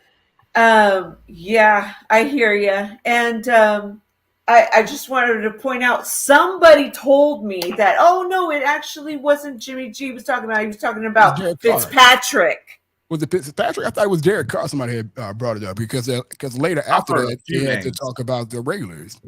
Him going to the Raiders and then they shutting it down with Gruden. That's what I heard about that whole. That's what I heard. I heard a few names. I heard, so I don't know, but I mean, because I thought it was Jimmy G from the gate, but then they said no, it was Fitzpatrick. So, but I mean, whatever the case may be, it could have been any motherfucker, right? So all of them, every quarterback comes down there for the most part. I mean, anybody like less than Tom Brady, right? Yeah. So I don't know, but yeah, I feel it. Anybody want to comment on that before we talk about NFC division in general? Good. I mean, just in general, is it important? Do I think it's important to Brady? I mean, I think we all see how petty he is. We see the reaction videos every Monday, right? Something in the background. Like I remember, I think when they beat us earlier, he had an alarm clock that said 328. Like I remember that very well. Yeah. By the way, that wasn't roughing the passer on Grady Jarrett. But it wasn't. I'll be the first to No, it wasn't. No, it wasn't. Man. But no, that's a petty dude. So he wants to have this one bad. It means a lot to him to win this one. I'll tell you this. It wasn't roughing the pass on Vita Vea either. That happened before the Brady Jarrett. Right. And that was even more egregious because Vita Vea just shoulder and his other shoulder. He just I said, really? So yeah, I mean I don't know. You play the game. I think refs had to make that one right, but well, that was not the one to make it right on. Yeah, that was not the one. Yeah, that was Falcons, man. Like that's one of the games that they never happened. We pretty much probably would lose that game. Like y'all had the momentum. That was to close the drive out. Y'all would get the ball back. Who saves? Who? At that point, you can't even say that y'all wouldn't be able to get the ball back and drive and score again. I'll put it this way: I would not have trusted Marcus Mariota to drive us down to win the game, but I would have loved to have a chance. That's all you can ask for. That's all you can ask for. So yeah. So I wanted to bring this up because, and I'm glad that I have all you guys in here. So I texted Jordan this morning and I was like, Ritter? And especially with everything going on and, wins, losses, whatever. I want to know how you guys all feel about everything that's going on. So Jordan, let's start with you. Talk to me about Ritter. Yeah, I'm excited to see Desmond Ritter. I'd been saying I want to see him for a few weeks now. And the reason why is because there have been a few games especially earlier in the year, where I could point to some mistakes by Arthur Smith, the head coach, but then also Marcus Mariota, why we didn't win certain games. Gina, obviously you and Rod know we talked before and after the Niners-Falcons game, and I was shocked the way Marcus Mariota played against the 49ers. I was shocked. I couldn't believe it. So were we, but yeah. I know that too. So no, had to witness it live. You said what? Had to witness it live. Oh, that's right. You were there. My girlfriend had to watch it with me too, and she's a huge Niners fan, so she was about as sad as you were. But I mean, I go back to the Saints game. He fumbled, when we had that big lead. There were those 2 picks late against the Rams. You saw the pick against the Commanders. I mean, I can go on and on about things that Marcus Mariota has done, and a lot of those are also linked to some calls that Arthur Smith's made. Now, I don't know that some of that's linked to do I trust the quarterback? Do I not? Yada yada. But I thought it was time because a few weeks ago I really thought we had a legit chance of winning this division. Now, if you were asking me going into the season, was that the case? Absolutely not. But they played their way into it, and also the Bucs played their way down into it. Yeah. So with that being the case, it was like, okay, you have a chance to do this. Everyone sees that this change needs to happen. Go and do it. I personally think now it's a little too late. Now I'm still excited to see what Ritter does, and I mean, who knows how the Bucs close the season out, right? Like, I think we're two games loss column, so we'll see. But I mean, now for me, it's more so about, again, going back to let me see what we have in Ritter before we go into next year with all this cap space and maybe a good draft pick, see what happens. But no, I mean, my look at the division is it's the Bucs to lose easily. Well, I mean, you're 6-6 right now. They're 5-8. If they win next week and the Bucs lose, you're 1 game out. So we're off next week. Division. Yeah, we're off next week, and we also, I think we have 1 division win, and that was against Carolina. Y'all remember that crazy Hail Mary game? Oh yeah. So that's the other part about it too. Well, yeah, it's definitely a long shot, but you're not totally out of it. You're only statistical win away. But yeah, well, that's why I say it's the Bucs division to lose, and we put it right back in their hands. Yeah. To be honest, the NFC South is a tight one, huh? For better or for worse, yes. Yeah, they're one of the worst divisions in the NFL. But man, somebody unplug wise against the Niners. That was your best game because you went 1-3 after that. Yeah, I mean that was the best. It was the ultimate. I mean, and I get like y'all had injuries. I mean, we had injuries. Everyone has injuries. Yeah. We took the physicality game to the team that's supposed to be the physical one. Like y'all remember what what Zach Randolph said to DeMarcus Cousins, right? Where I come from, bullies get bullied. Yeah. And that's what we did to San Francisco in that game. Absolutely, but then in other games when we were doing it to teams, right? Like we were doing it to other teams. Wise, if you stop talking about Jason Garrett, if you don't stop talking about Jason Garrett, I'm tired of it. I'm tired of it. All right, I was going on a roll, and I gotta see Jason Garrett pop up again. I'm over it. I'm over it. I lost my train of thought now. I don't know what I was saying. I don't either. Wise has been on a roll all night. This is the only reason why I'm laughing tonight. Like, I know. Gosh, this is hilarious. I gotta go watch Twitter see if I can talk some trash about him. Jordan, question for you, man. Hey, do you see a bit of Mariota, like prime Mariota, before he got injured in Tennessee? Do you see a little bit of him in Ritter? It's tough because like I have some tinted lenses with Mariota because we played against him when I was at Stanford and he was at Oregon. So I saw Heisman Mariota, right? Yeah. And I mean the thing was, even from the Heisman guy to the Tennessee guy, that was still somewhat of a different guy. And so my thing with Ritter is I think he's even a little bit even more safer with the ball with someone that you can push it down the field more than what Mariota could even in Tennessee. Now the question is, will he be able to do that? Now we don't have Kyle Pitts. It's going to be tough to ask, right? But I think in terms of ability and also hoping Arthur Smith trusts his ability to do that, we'll see what happens with the change in play calling next week when we go to New Orleans. All right. Yeah. Right on New Orleans. What was that question? Okay. There you are. Yeah, right on. That's all he needed to hear. Yeah. That's all he needed to hear. He went for a little chicken run, didn't he? Yeah. It was actually a water run. I had to get the water.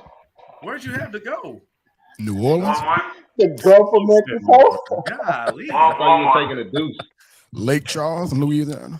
Hey, Buke, why you want to know what happened to you? I thought he was taking a deuce. I'm So he back. just got up. He didn't say anything. He just got up. That's when you got to take a deuce. Snap Thanos. Lake Charles. You had to go to Pontchartrain to get that water, didn't you?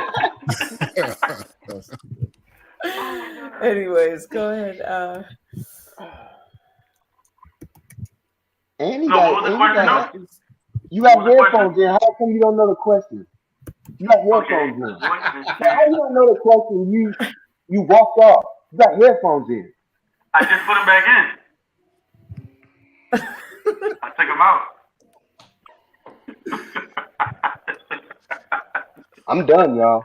Y'all have a good one. I'm done. He definitely took a deuce. He definitely did. It's no way that you're just going to take earbuds out and not want to respond. I can't Understand. with you guys. Let's see. Got the question. Let's see. Let's change our outlook about So, I would say about the NFC. Now, what we about 12, 13 guys in? I would say about the NFC, I would say that I didn't think the Eagles was going to be as good as they are. I think the Eagles, I'm picking the Eagles to lose. I think the Giants get it. I think the Eagles, you got one or two more losses in them. I didn't think the Eagles was going to shape out the way they were. As far as the NFC East, man, when you think about it, like the NFC East was pretty much and probably still is the best division in the best division in the NFC. When you think about the Eagles, the Cowboys, Giants, and even the Redskins probably the hottest team in the league right now. Tyler Heinicke, I have what? Whoa. They just tied. And we should have beat them. And we should have beat them. How many five game streaks do they have? They just had a tie. They just tied. I mean, but I think the Redskins. I think Tyler Heinicke is a baller, man. I think I think those guys like to play for him. Yeah, man, that's just my opinion. I think the Redskins is one of those teams. A lot of teams probably don't want. I won't say they don't want to play. That's who Brock Purdy remind me of, right? I was just about to say that. He's one of those guys, man. He's one of those guys that he ain't got shit to lose, and he come out and he just ball. The Redskins is one of those teams where I think a lot of teams have to be on their just basically be on their toes playing because anything can happen. No guys are never out of a game, and it happened last time. Like front four, I think the Redskins benefited from the tie versus them losing versus the other team. So, yeah, man, when you talk about the NFC, of course, I think the NFC is a much stronger division than the AFC. The AFC, you kind of know who the big dogs is over there. With the NFC, it's a plethora of teams that could go all the way, and they probably don't even be the best team.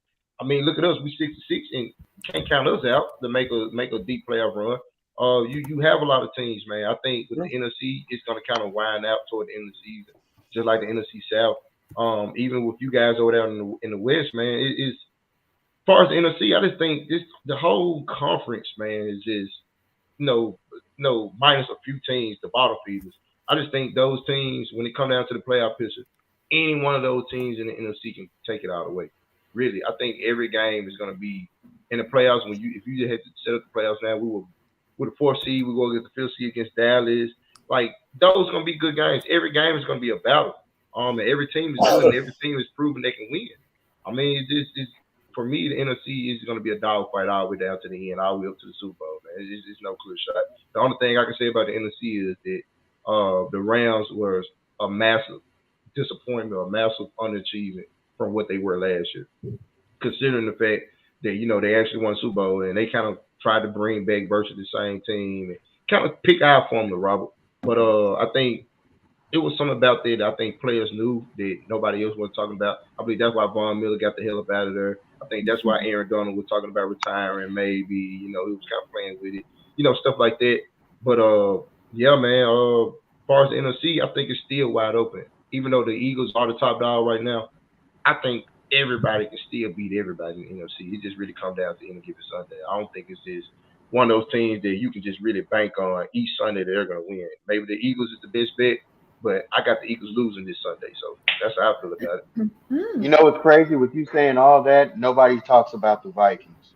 There's a just reason. I think the Vikings You know overrated. what I'm There's saying? a reason. That's my whole point. Like that's why even with what to even go with your point, like the NFC is so wide open this year. It's like we don't even talk about Minnesota. I think there's And they a got reason the second for that. best record. There's That's a exactly that's my redheaded point. That's stepchild in crazy. the NFC. I think there's a reason for it though, is because you look at all their games. Most of those games come down to one possession. Yeah. And now, of course, it's cool that they're winning those games, but more times than not, right, when push comes to shove, you regress towards the means, right, when those big games matter. Mm-hmm. So I think that's why a lot of people aren't really looking at it. I mean, look what just happened when they played Dallas. Was that last week, 2 weeks ago? Right. Now, I think the top 3 teams right now in the NFC, in no order, Eagles, Cowboys, and 49ers. Like that, I think there's that group. I think the Bucs, if they can keep going on a win streak, they can get into that. And then you have another group that's right behind them. But I think then that's the reason why for the Vikings, because like, okay, their record looks great. And I mean, don't get me wrong, that's nothing to sneeze at. But when every single game comes down to one possession and it could go this way or could have gone that way, it's hard to really say like, okay, no, this team is legit like I think they are. Their record shows. You can't really say look, but I think they are the luckiest team in the NFL as far as I got loss column. As far as winning loss column, I think they're definitely getting the better end of the deal when it comes down to the winning losses. Like they're just one of those teams that somehow, some way, the W comes in their hands. So I don't think they're who they are. I don't think they're coming in and imposing their will, or they're actually that team. Well, Perk, remember who your head coach wanted. Now, I just want to put that out there. Remember who your head coach wanted. And I was against it. I was just about to say that. The reason why nobody talks about the Vikings, no matter what their record is because of that man right there, Kirk Cousins. Exactly. Kirk Cousins. He's like, it's Jimmy G and then it's Kirk Cousins. It's like, I don't care what he does in the regular season. Kirk Cousins don't do nothing in the playoffs. Never has. He had that one game in the Superdome. Nobody's scared of them. Nobody's scared of the Vikings in the playoffs. They said the same thing in 2019. The Saints and the Vikings. Oh, all I heard was they're going to do this. The Saints lost in the first round, and then we kicked Minnesota's teeth in, and then Raheem Mostert ran for 200 yards and 4 touchdowns against Green Bay. So, you know what? I swear to you, I think the real reason why nobody talks about the Vikings again because they have the number 2. They get the number 2 record, like as far as the record is concerned, or whatever. But they ain't tops in a damn thing. They got the number 11 ranked offense and like the number the 21st ranked defense. So they the only ones that's in the that has like a winning record the way they are without being anywhere close to elite in any damn thing. Yeah. So that's why nobody. That's wild. That is straight wild. That's wild. At this point, they're squeaking up these games with middling offense and middling defense. Yeah. So I mean, and again, but they got a superstar player and wide receiver and Jefferson and so forth, and they got good players. But yeah, because they ain't great or ain't excelling particularly well in any damn thing. That's why you kind of quiet. But that damn record speaks a whole lot. They have a decent amount of B players. Yeah. Also that. But just think though how weird it is though. Like they got Justin Jefferson, who is already being talked about as one of the best wide receivers in the league. They just had that with Adam Thielen. Not knowing about even talk about Adam Thielen no damn more. No, man. That's weird to me. That's because his gritty is trash. In the entire league. Because his gritty is trash. That's why they don't talk about him. Yeah. He fell off, bro. Gritty trash. Man. Didn't they just get the tight end up there? They got T.J. Hawkinson from Detroit. Yeah. And he's okay now. Now that he's up there. He's mean. He's always a solid tight end. Yeah, he is. Yeah, but you still got Kirk Cousins thrown to you, man. Like, yeah. You know what I mean? Like, if you traded Hawkinson to the Ravens, I'd be way more excited than if you traded him to fucking any team Kirk Cousins is on. They're paying that boy $35 million, and they're gonna pay him $45 next year, guaranteed, bro. Kirk Cousins, $45 million does not go in the same sentence. I don't care what. Like Kirk, he cracked the code, man. Kirk Cousins, it's good to be Kirk Cousins right now. He don't even have to have a Super Bowl to show for it. Nothing. He's never even made it to a conference championship game, bro. He getting paid like it. So he's getting paid like Tom Brady, Kirk Cousins right now. Tom Brady only got paid like a top 5 quarterback one time in New England. He went to Tampa Bay, got $30 million. That was the highest he'd ever been paid in his entire career, and he already had 6 rings. Make it make sense, bro. Pay cuts. You took pay cuts. Winning games with Deion Branch playing both sides of the ball. That's fact, though. That is straight fact. He's the GOAT because he's the most unselfish dude ever. He's like, nah, fuck that. Deion Branch, Troy Brown. Billy, here, give me Troy Brown, and go pay these other guys. But the thing is, at the time, it helped. It helped because he already had a multimillionaire wife. Like his wife had more money than him. So he don't have to be the breadwinner. His wife got more money than him. So well, he does now. His wife is his ex-wife is the highest paid. He got the now.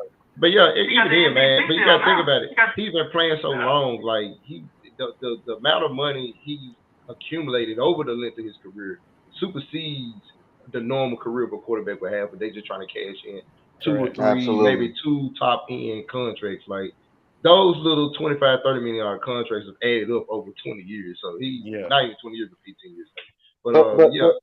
But we also got to be honest too, though. We also know that athletes make more money off the field than they do on the field. So all the endorsements that he gets, they got to be ridiculous. Gillette. You got to think about it. He was in a big market. He was in what I'm that's a big market. Exactly. He's doing Gillette commercials. All he's not paying for nothing up there. He's not paying for nothing down in Tampa. Like he's a god in Tampa. Play for anything in Tampa. He get all the Cuban sandwiches he wants for free. Exactly. Tom Brady walk in any restaurant, he can eat for free. Nobody charges him. He front row at Tropicana Field for opening day. Oh yeah, he ain't driving no damn. He ain't driving over the Tropicana Field. And then fly off and then go to Fenway. Yeah. Oh wow. Because he can do that. Yeah, Tom. Hey man, it's 2 cities. It's 2 cities that he can walk in and say, "Yeah, I'm that dude." He can't. Oh, and Miami. Nobody can tell Tom no. Nobody's gonna turn Tom around. I'll tell him no. You'll tell him no. I'm still bitter. I'll tell him no. But how far do you think Miami will push, into the playoffs? Like, do you think, because Tua doesn't have that much experience? I think it depends on when can they get because I know Armstead, he was trying to play that game last week. So he was out. Back? Is the other tackle, I forget what his name is. Is he going to come back? Because, I mean, obviously, they're not going to play another front like the 49ers. But they will play some good fronts going into the playoffs. So the big thing is, can you keep Tua upright and not even just not let him get hit? He's questionable this week. Okay. He's so damn small. He's very small. Good question. And just don't let him get hit. Don't let him think he's going to get hit. That time of the year. 49ers game, he thought he was going to get hit even when it was a clean pocket. Yeah. So that's the big question for them. But Tua, man, he's what you want at quarterback when you talk about big games and experience. Like he's got his whole college career was being in the spotlight, having to take on real tough things. I mean, obviously it's a big jump from the SEC to the NFL, but he's got experience as far as having to take on the role of being a big moment captain. So that team is scary offensively. Anyways, that team is scary. I mean, if you got Cheetah and Waddle on your fucking team, I mean, yeah, for sure. Tua has the arm talent for sure. Straight meets all day long. Cornerback, Jordan. If having a don't have no six over the days lead up to the game. You need all your energy in your league. Those track meets all day long. Nobody can keep up with Cheetah. And Jalen Waddle is just as bad. So. Because I knew last week, I was like, we were even talking about this on our preview show, Rod, and I don't think, we were saying you can't stop both, Tyreek and Waddle. You can only stop one of them, and that's what we did, essentially. So, a lot of two-man. Waddle didn't really get much. Well, Waddle got hurt in the first quarter. And second of all, Miami only made 2 plays.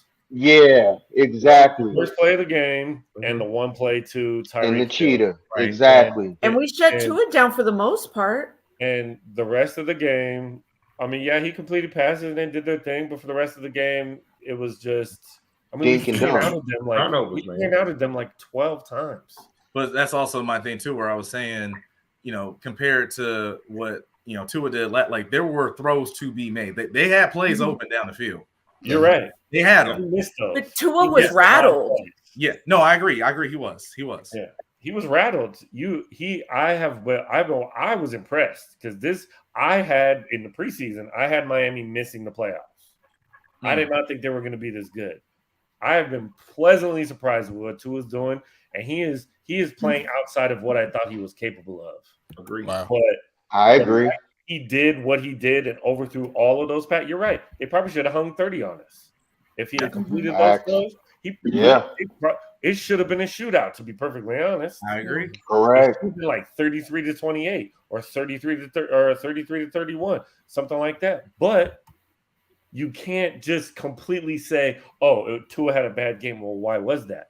Because he ain't faced that kind of defense yet. Right. I don't disagree. You know what I mean? I don't disagree. So But he was skipping some balls. you can't just say, "Hey, if he'd have completed all those passes," well, guess what, bro? He didn't because that's the best team. That's the best defense on the planet, right? Well, now. and that's why I You know brought what up I the mean? mix of and that's why I was saying earlier, like I wanted to give credit. Like I'm a defensive guy. I'm always going to give credit to the me defense too. where I it's love due. Yeah. So that was my thing of what. First off, y'all see what Baker Mayfield just did? I know. I'm looking at the play like, whoa. 98-yard drive. That pillow fight isn't over yet. Oh, my screen froze. No. The pillow fight hasn't ended. He's marching down the But I mean, field. that was also my thing too. Of I think it was a mix. TV's Right? frozen. Obviously, they They had. just scored. Got it. They made Whoa. obviously right up front with that front for San Francisco, but also even when they weren't there, he missed a lot of throws. And I think again, going back to this week, that's what I was saying. Guess who's someone who's not going to be afraid of the rush because he's been there, done that so many times. Yeah. So those throws are there this week. I fully trust that they'll be completed a whole lot more than I trust they would last week. Yeah, Bayless he's is going to make go him a better crazy quarterback going for his future. Oh yeah, absolutely. So this was a good thing for him. Even though they lost, this is a good thing for him. He can use this as a springboard to get even better. So and Mike McDaniel. Right. Absolutely. Because Mike McDaniel, I think he came out of that too, knowing that he could scheme something against the number one defense. Now, it didn't connect every time, but he saw he can scheme it up. Yeah. I think they both went into it and got something. They learned something from their game, from Mike McDaniel and Tua, from a coaching and a QB standpoint. And I think they played a clip where Mike McDaniel was on the sideline like, "Hey, I fucked up." I fucked up. Yep. I fucked up. Right. So I think they both learned something from this, and I think they're gonna both get better. If you ask the Dolphins and 49ers to play again, I think Mike McDaniel calls a better game. I think Tua make a little more better completions. I think he's scheming up so Tua doesn't have to get hit, as much or go through what he went through. So no, man, I look out for Miami. I think Miami is they definitely exceeded expectations to what I thought they was gonna be because I wasn't too sure on Tua, man. Tua plays small, like he looks small. I just feel like one of these players they're gonna break him like a twig, man. Like he's small, he's real small, and so those hits he was taking early on in the season didn't look good because of his stature. He's not a big guy. You actually big 6'5", 6'4" defensive ends coming off the edge, and they putting his hands on this guy. It doesn't look good. So no, I think Miami is definitely on the way. I think they only get better. I think their front office is doing a great job building their team. You got to think about it. They got Bradley Chubb in there. They pay him. So they've got some good building blocks going on, man. If Mike McDaniel can keep Tua's confidence up and keep building around that guy, I think Miami is going to be a team we're going to have to, definitely keep up with and take into account for the years to come. Definitely. Let me ask you this about Mike McDaniels. This is what surprised me, and was probably a lot of the reason why Tua looked as bad as he did. Mike McDaniels was the run game coordinator in San Francisco, but he only ran the ball 8 times in this game. Seven carries were for Mostert. 1 carry was for Jeff Wilson. Jeff Wilson was a starting running back in San Francisco. 8 rushes for 33 yards. If he was this run game coordinator genius, why did he only run the ball 8 times? I think he tried to feature. In my opinion, you said it earlier, You said it earlier about Tampa Bay against the Niners. They have to at least show that they're willing to do it. Yeah. So I don't know what happened, but he abandoned the run almost immediately. Yeah. 8 times. I think the last First play of the game. Yeah, the last run, I believe, was Jeff Wilson's run, and it was in like the third quarter. You have to at least get it. It didn't get out of hand until the end of the third. Right. Explain this to me. Exactly. If he was the run game coordinator in San Francisco, why did he just basically pretending like he couldn't run the ball? When I'm sorry, didn't Jeff Wilson have a 100-yard game the first game he was in Miami, and then he looked really good? He was on SportsCenter 2 weeks in a row. What happened? I think Mike McDaniel drank the Kool-Aid. I think he was trying to feature Tua. I think he realized that you got to think about it. First play of the game goes to the house.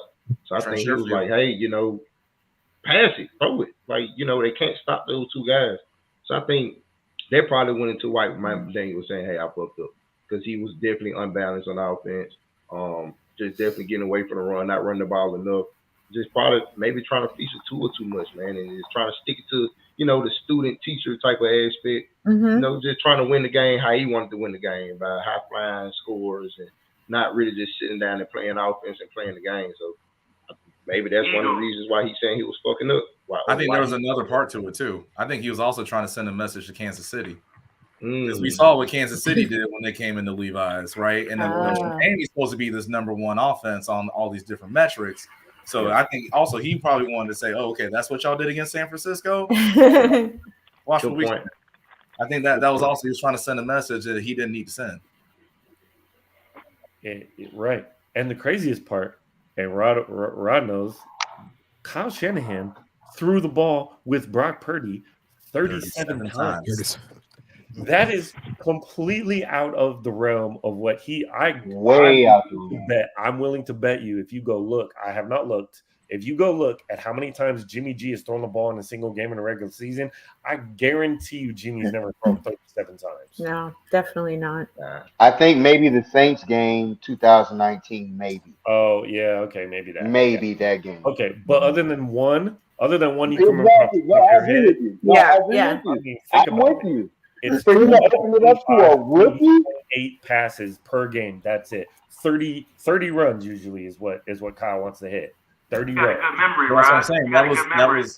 But that was also the Jimmy G game plan. Oh, my bad. I said the same time. What happens this year? 100%.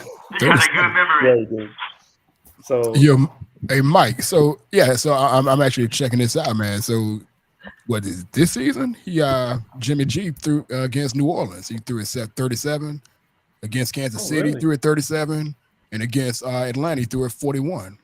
Okay, so the Atlanta game and the Kansas City game, we were getting our asses whooped. Okay. Yeah, y'all were. The Saints game, and then the Saints game, we won that game 13-0.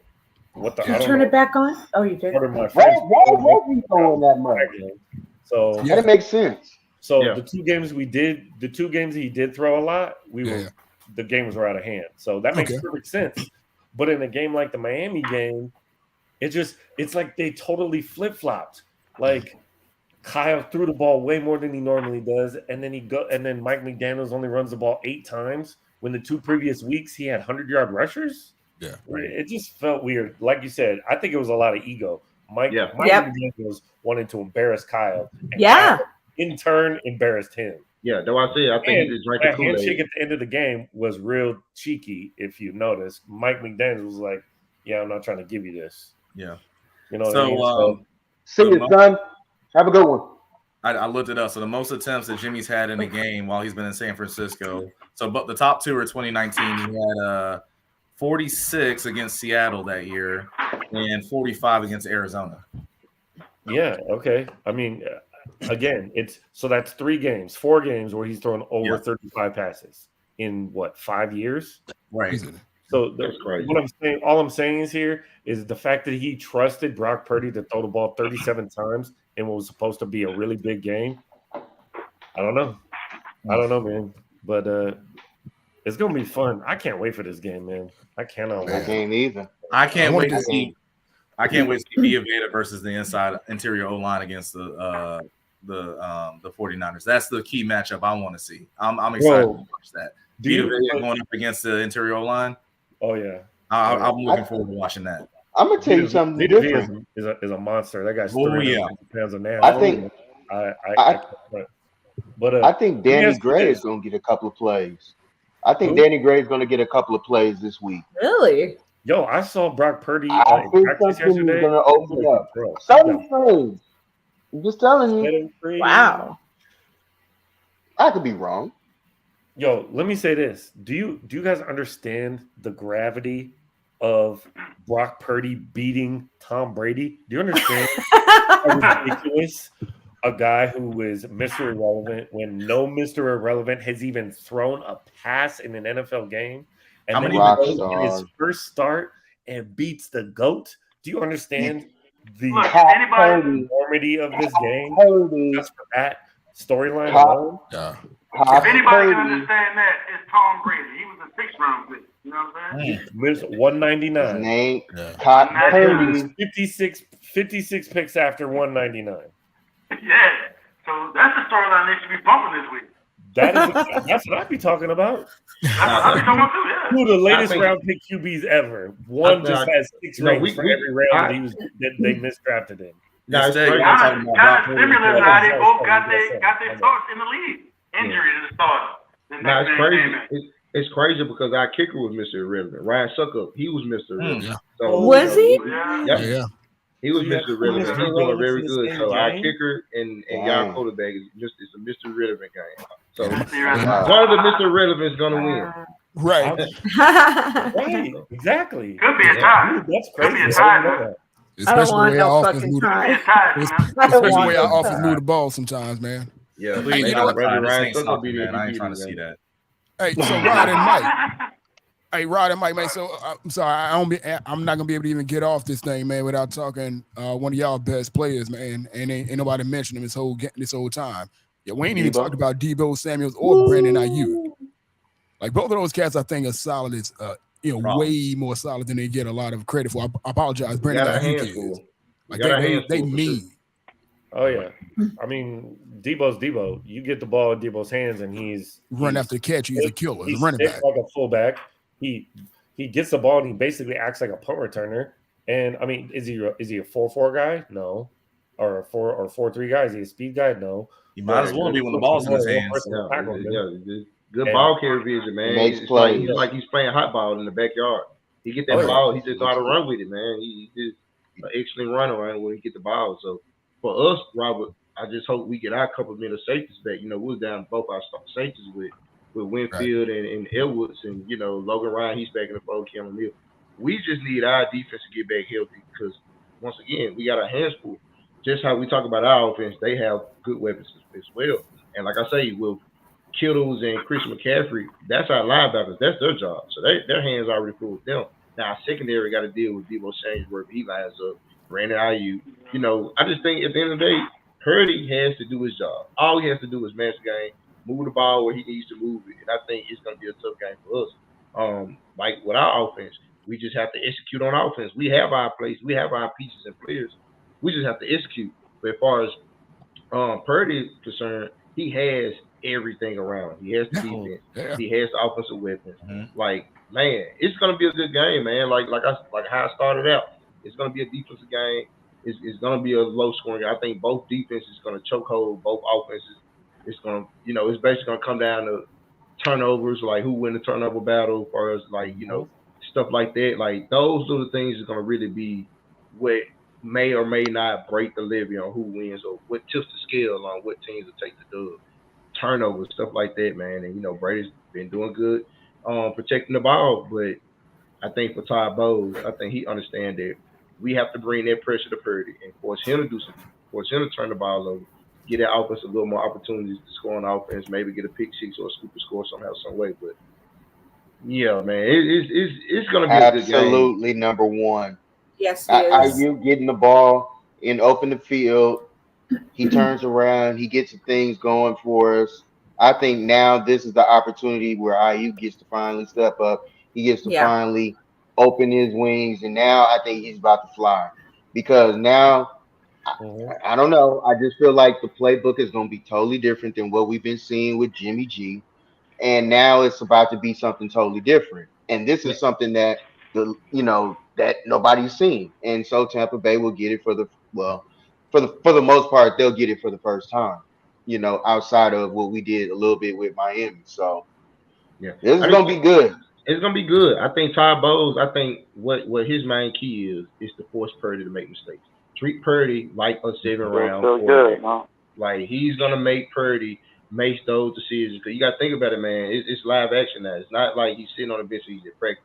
The bullets is gonna be flying, Absolutely. and Todd Bowles is sending the bullets. So I think when it comes down to it, I think Shanahan is gonna scheme up a good offensive plan for him to take advantage and key off on certain defenders.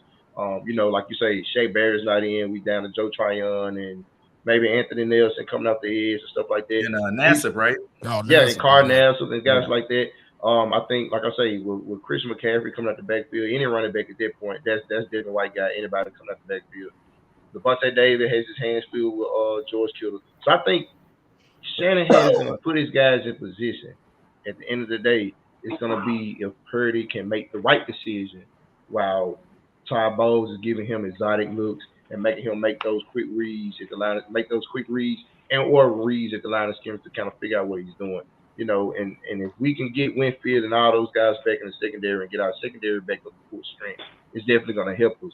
But it's kind of like what y'all was saying about Trey Lance. We just haven't seen enough. So let's see what he got. This is going to be a good test for him. I think it's going to be a good test for our offense as well to go against you guys. I just think when it come down to it, I think Todd Bowles, he going to see if Purdy can rise to the occasion. Because we just as a good defense as you guys. So it's going to be a good chess match. I look forward to it. Defensively with Todd Bowles, offensively with Shanahan, it's going to be a good chess match on who can take advantage and who can really scheme up the better plan and who can really key off on certain defenders and certain offensive guys. It's going to be a good plan. To me, I think, it's going to be a low-scoring game. I just think Brady has to make those throws when they're there. We're gonna have those chances with the defense catching the defense open. Catching the defense back and having that Julio streaking downfield and having that Mike Evans streaking downfield. We might throw Scotty Miller in there to kind of catch a little bomb or two if we can get loose in the slot. But it's gonna be a good game, man. Like I look forward to it, guys. I definitely do. It's gonna be a good test for both teams, for real. Absolutely. I can't agree more. I got a question, guys. Gina, can I ask this one question? Hell yeah, Book, go for it. Look at Book left for an hour and then come back and ask the question. This is wild. Okay, has nothing to do with Niners Bucks. Does anybody in here feel like Dion was wrong for what he did? Oh No, absolutely not. No. Raise my I hand. don't care.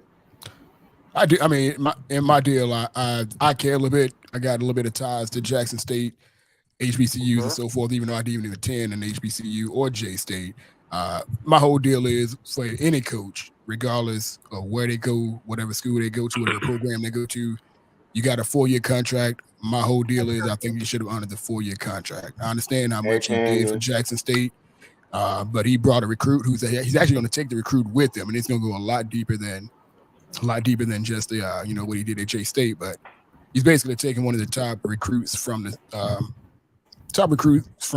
little high school class, what have you, promised him to go to an HBCU, show him all these things and be a part of this thing that he was building.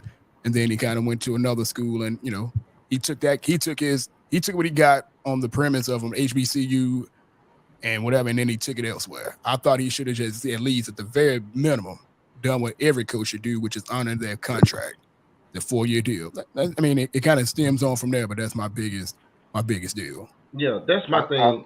Wait. How can you honor contract when you're not getting paid? He was getting paid. I mean, it wasn't much, but he signed the contract. It was a 4-year deal. He was getting paid $300,000 a year. Yeah, now he's got to pay that $300,000 for the last year. But I mean, he was getting paid, man. Obviously, it's a some big wolf tickets, bro. That's how I feel. And that's the thing, and that's what I was gonna comment on, man. Like nobody is hating that he took the job. Everybody knows that Deion Sanders true aspirations is want to be an NFL coach. He wanted to be at the Power 5 and do all these things. He wanted to go to Florida State and coach there or go back to his alma mater. He couldn't do it. Jackson State gave him the opportunity to come down, coach, bring his boys in, coach his boys, do this stuff. So my thing is, here's my thing.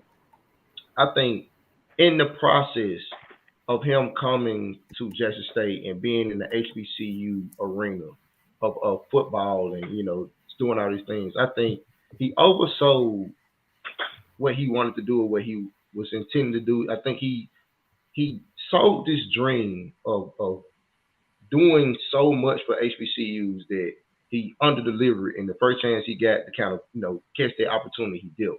I think he talked too much. I think he really plucked at the emotional heartstrings of saying, hey, I'm going to make it cool for, 4 and 5 star athletes to come to HBCUs. You don't have to go to a PWI. You can come to an HBCU and get noticed and play, and this can help build HBCU. We can put the money back into HBCUs and all these things. They sounded good, but deep down, he was really taking it from a used car salesman type of mentality. Like, I'm going to tell everyone what they want to hear. We're going to make it sound good, but I know what I deep down want to do. So, and I think that's what a lot of, and I'm from Memphis. I'm here in Memphis. Jackson State is 2.5 hours down the road. So even here in the Southern Heritage Classic comes to Memphis every year. TSU, JSU. My company I work with corporate partnerships. We sponsor the Southern Heritage Classic. And, you hear these things is coming out about him and how he was and how he ran things. He was a shrewd businessman. He didn't care about a lot of things. He just wanted to say, okay, if this isn't working, I'm going to change it. And you're privy to that. But I think the way he did things rubbed a lot of people the wrong way. And I think that's why he's getting the reaction he's getting on his exit. I think he sold a lot of dreams. So he told a lot of people what he wanted, told a lot of people things that he was intending to do. But in the end, that really wasn't his focus or what his aim was. When you say, hey, I want to make this HBCUs a level playing field with D1 and D1 AA schools, basically saying, hey, out to the point where I want to get Jackson State or get HBCUs to the point where they're actually playing the Ohio States or the Alabamas or the Texas or the Florida States and stuff like that. And then the first chance you get at the Power 5, you dip. Nobody's not mad at that. I just think when he came in, he sold something that he didn't back up on. He didn't really see through. And that's what people like myself and a lot of people from this area, even in Jackson State, is looking like, wow, like, man, you really lied. Like, you didn't. My thing is, if he came through the door and said, hey, I'm just going to do the best I can while I'm here, I just want to do these things, I want to coach, then that's fine. But don't come in and say you're going to do all these things and then don't do it. That's where a lot of people kind of look at him like a hypocrite. So I'm a little torn on this, and both of y'all brought some very valid points to it, right? The thing for me is obviously, like, I've been, I still remember I've had a couple of coaches that told me while, we were in college, hey, we're not going anywhere. We started building this thing. This is what we're going to build. Next thing you know, boom, they got another job. They're out. Like that. Yeah. That's just part of the game. Unfortunately, that's the business. That's the business. And I mean, even for me selfishly, because, me being from Atlanta, I also have a lot of HBCU ties. Shout out Morris Brown, FAMU, all the HBCUs that help me get to, where I am in life. I also wanted to see him be there for a while and really build something. But at the same time, I've been thinking lately is think about all the HBCUs. So not even just, the SWAC, think about the MEAC, SIAC, all those conferences. Right.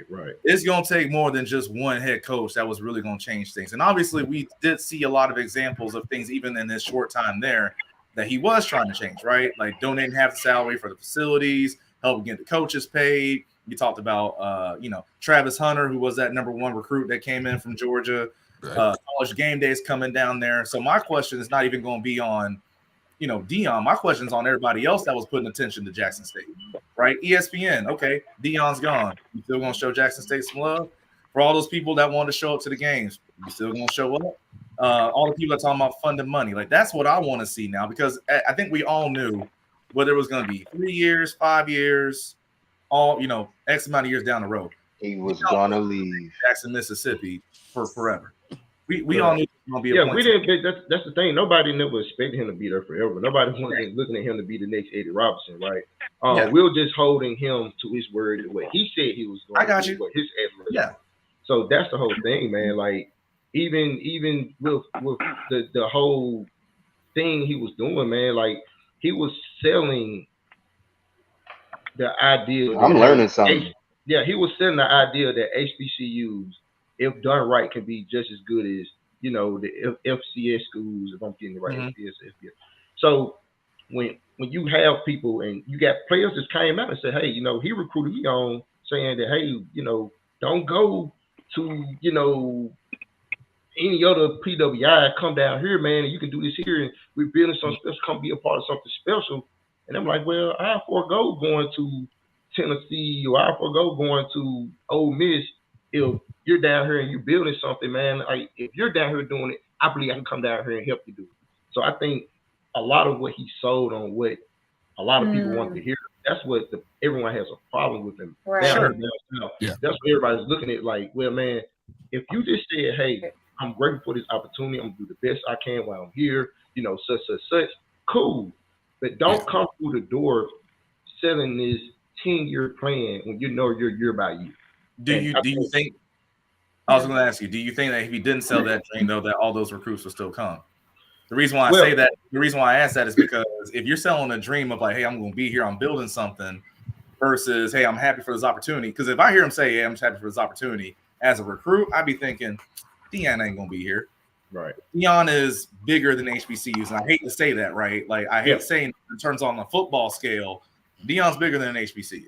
Absolutely. So all of a sudden, if you're saying that if you're talking about it this way, and again, I'm not saying that it's right or wrong. I'm saying this is the business. Yeah. Right. It's like if he frames it that way, it's like, okay, no, you know what? I think I want to come here. But the other part too is like, as much as I think we'd love to see, the Jackson State, if Deion would have stayed, go up against Tennessee's and Alabama's, yada yada. If he kept having these big recruiting classes and bringing all that talent to Jackson State, do we think those big time schools will schedule Jackson State? No. No. They would do that. It'd be too dangerous. What do you get out of that? And Jordan, man, I apologize if I'm cutting anybody off here, but to your point there, Jordan, about his business is business, and both to address your point and Big Slim, he sold the premise that business could be done differently, and then he did business as business had been done. Which is that is the killer part for a lot of cats, man, and that's the bothersome part for a lot of cats. I mean, he basically sold the business. Talked about them and then came back and deal with everything. He basically said, "Hey, don't go there, come here," and then he took them there. Don't like. Okay. I fully like. I'm not. I hope y'all aren't taking this as I don't understand why people are. No. I fully get it. Yeah. Right. I fully get it. But again, at the same time, it is like, my thing is, it'd be like, all right, let's just say hypothetically, right? If he was at LSU and you're recruiting against Alabama, you don't have to sell a dream to a kid to make them commit to LSU over Alabama, because LSU is on a certain level close to where Alabama is. Now, for a lot of kids, though, because, unfortunately, they don't understand, like, remember, a lot of HBCUs have more NFL Hall of Famers than a lot of PWIs do. Like, now, a lot of us might know that. You look, I mean, anywhere you look. I mean, Jerry Rice, Valley State, Shannon Sharp. You go on TV, that's Savannah State. You can go on and on and on. But a lot of kids, they don't know that. They just, they see, what we all see growing up on TV, which is the Rose Bowls, SEC, ACC, things. So you have to sell them on like a crazier dream. And again, that's what I'm saying. I hate that that's the case. Yeah, but it was.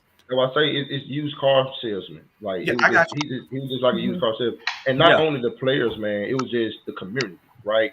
Sure. It's a very sensitive thing that he plucked with. Sure. Right? When you have these HBCU alums and you have the community, and you have these certain classes that go on in the HBCU arena, and you're coming out and you're talking this game that, hey, I want to make all this better, and I want to bring the attention, and he did. He, in his own right, in his own realm, he did. But the thing was that he talked it as this was something that's going to be ongoing. I'm going to stick. God told me to come down here and do it. And we down south, man. We don't, like, that's a real sensitive thing. So that's my only criticism. Like, nobody has a problem with him. If that's what he want to do is coach and get to the highest level of coaching, nobody has a problem with it. The only criticism, me and other people, the unpopular truth of people, or probably opinion of a lot of people that's having that criticism of him is that, hey man, if that was your mission, you shouldn't have just said it up front. Don't come in and say, hey, I want to do all these changes and build this, or just improve and have HBCUs better as a whole, not only at Jackson State, but at Alabama State or anywhere else. Like, hey, if I can get recruits to come out of Jackson State, that means Alabama State, you have an opportunity to grab some recruits in.